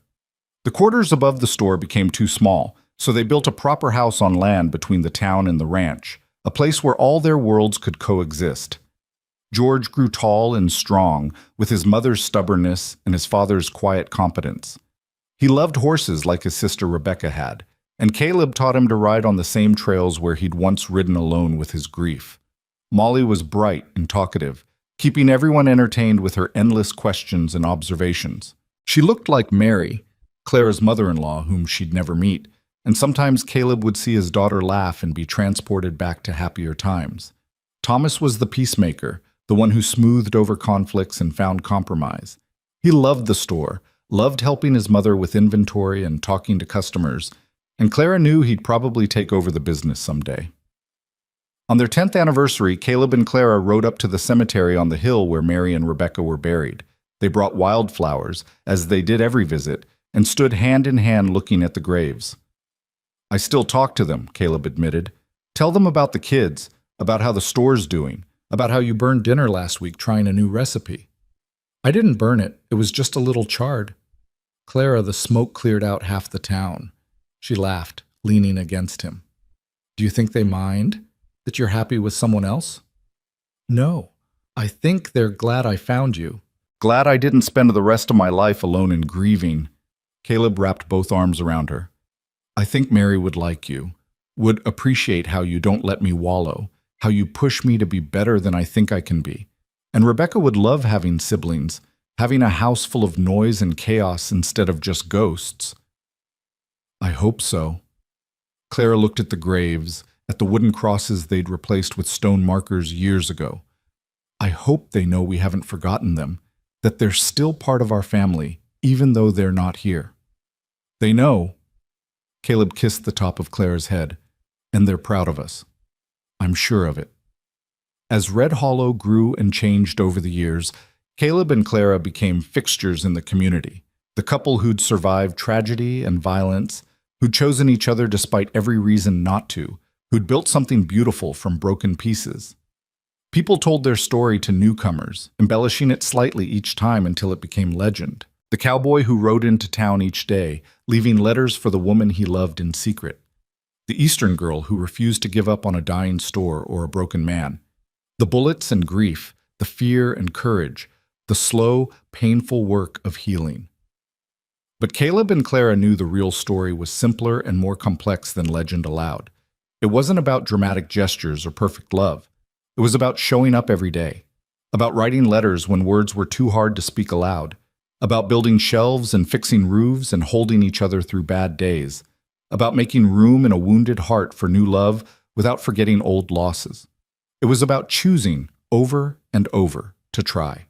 On a warm evening in late summer, 23 years after Clara had first arrived in Red Hollow, she stood on the porch of their house watching the sun set over the mountains. Caleb came up behind her, his hair gray now, his face lined with years of living, but his blue eyes still clear and bright. "What are you thinking about?" he asked, wrapping his arms around her waist. "About that first day, when you saved me from the bank robbers." Clara leaned back against him. "Did you have any idea what you were starting when you threw yourself in front of those bullets?" "Not a clue. I just saw someone who needed saving and acted." He paused. "No, that's not entirely true. I saw you standing there, frozen, about to die, and something in me woke up. For the first time in 7 years, I felt something besides grief. I felt like maybe there was still a reason to be alive." "And the letters, when did you decide to start writing them?" "The night after the robbery. I couldn't sleep, kept thinking about you trying to run that store alone with no help. And I realized I could help, could offer advice without risking connection, could do something good without having to face the danger of caring." Caleb tightened his arms around her. "Didn't work out the way I planned." "No." Clara smiled. "It worked out better." Inside the house, they could hear their children, grown now but home for a visit, laughing over some shared joke. George's voice, deep and steady. Molly's higher tones. Thomas mediating as always, the sounds of family, of life continuing, of love multiplying instead of diminishing. "Do you ever regret it?" Clara asked quietly. "Letting me in? Choosing this life instead of the solitude you'd planned?" "Never." Caleb turned her in his arms so he could see her face. "Not once, not even on the hardest days. You gave me back my life, Clara. Gave me a reason to keep living instead of just surviving, gave me children and laughter and a future I'd stopped believing in. You gave me the same things, a home, a family, a man who sees me as more than I see myself." Clara touched his face, tracing the familiar lines. "We saved each other." "We did." He kissed her softly. "Best decision I ever made was getting on that horse and riding into town each morning to leave you letters. Second best was stopping the letters and showing up in person. And the third best? Marrying you. Definitely marrying you." They stood like that as twilight deepened into night, as stars appeared overhead, as the mountains turned into dark silhouettes against the sky. Inside, their children called them to dinner, voices full of warmth and belonging. Clara took Caleb's hand and led him toward the house, toward the life they'd built from letters written in darkness and love chosen despite fear. The journey from that chaotic October day to this peaceful evening had been long and sometimes painful, marked by loss and grief and hard-won joy. But they'd made it, together, and that made every difficult step worth taking. As they reached the door, Caleb pulled Clara back for one more kiss. "Thank you," he whispered, "for being stubborn enough to not let me disappear, for fighting for us when I was too scared to fight for myself. Thank you for writing those letters, for seeing me when I felt invisible, for being brave enough to try again." Clara smiled up at him. "For riding into town each day, even when it scared you." "Always," Caleb promised. "I'll always ride into town for you." And he did. For the rest of their lives, through decades of marriage and raising children and building something that outlasted both of them, Caleb kept that promise. Not with letters anymore. They lived together now, no need for shadows and secrecy, but with presence, with showing up, with choosing her every day, over and over. The letters had started their story, those words written in darkness by a broken man trying to help without risking his heart. But what they'd built together, the store and the ranch and the family and the love, that was written in sunlight, in shared work and shared laughter and shared tears, in the ordinary moments that made a life. Years later, when both Caleb and Clara were gone and their children sorted through their belongings, they found a wooden box tucked away in the attic. Inside were all the letters, every single one Caleb had written, every one Clara had written back.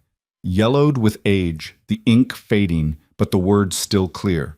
Words of advice and comfort, words of fear and hope. Words of two broken people learning to trust again, learning to love again. Learning that healing didn't mean forgetting and moving forward, didn't mean leaving the past behind. Their children read the letters together, tears streaming down their faces, understanding for the first time the full story of how their parents had found each other.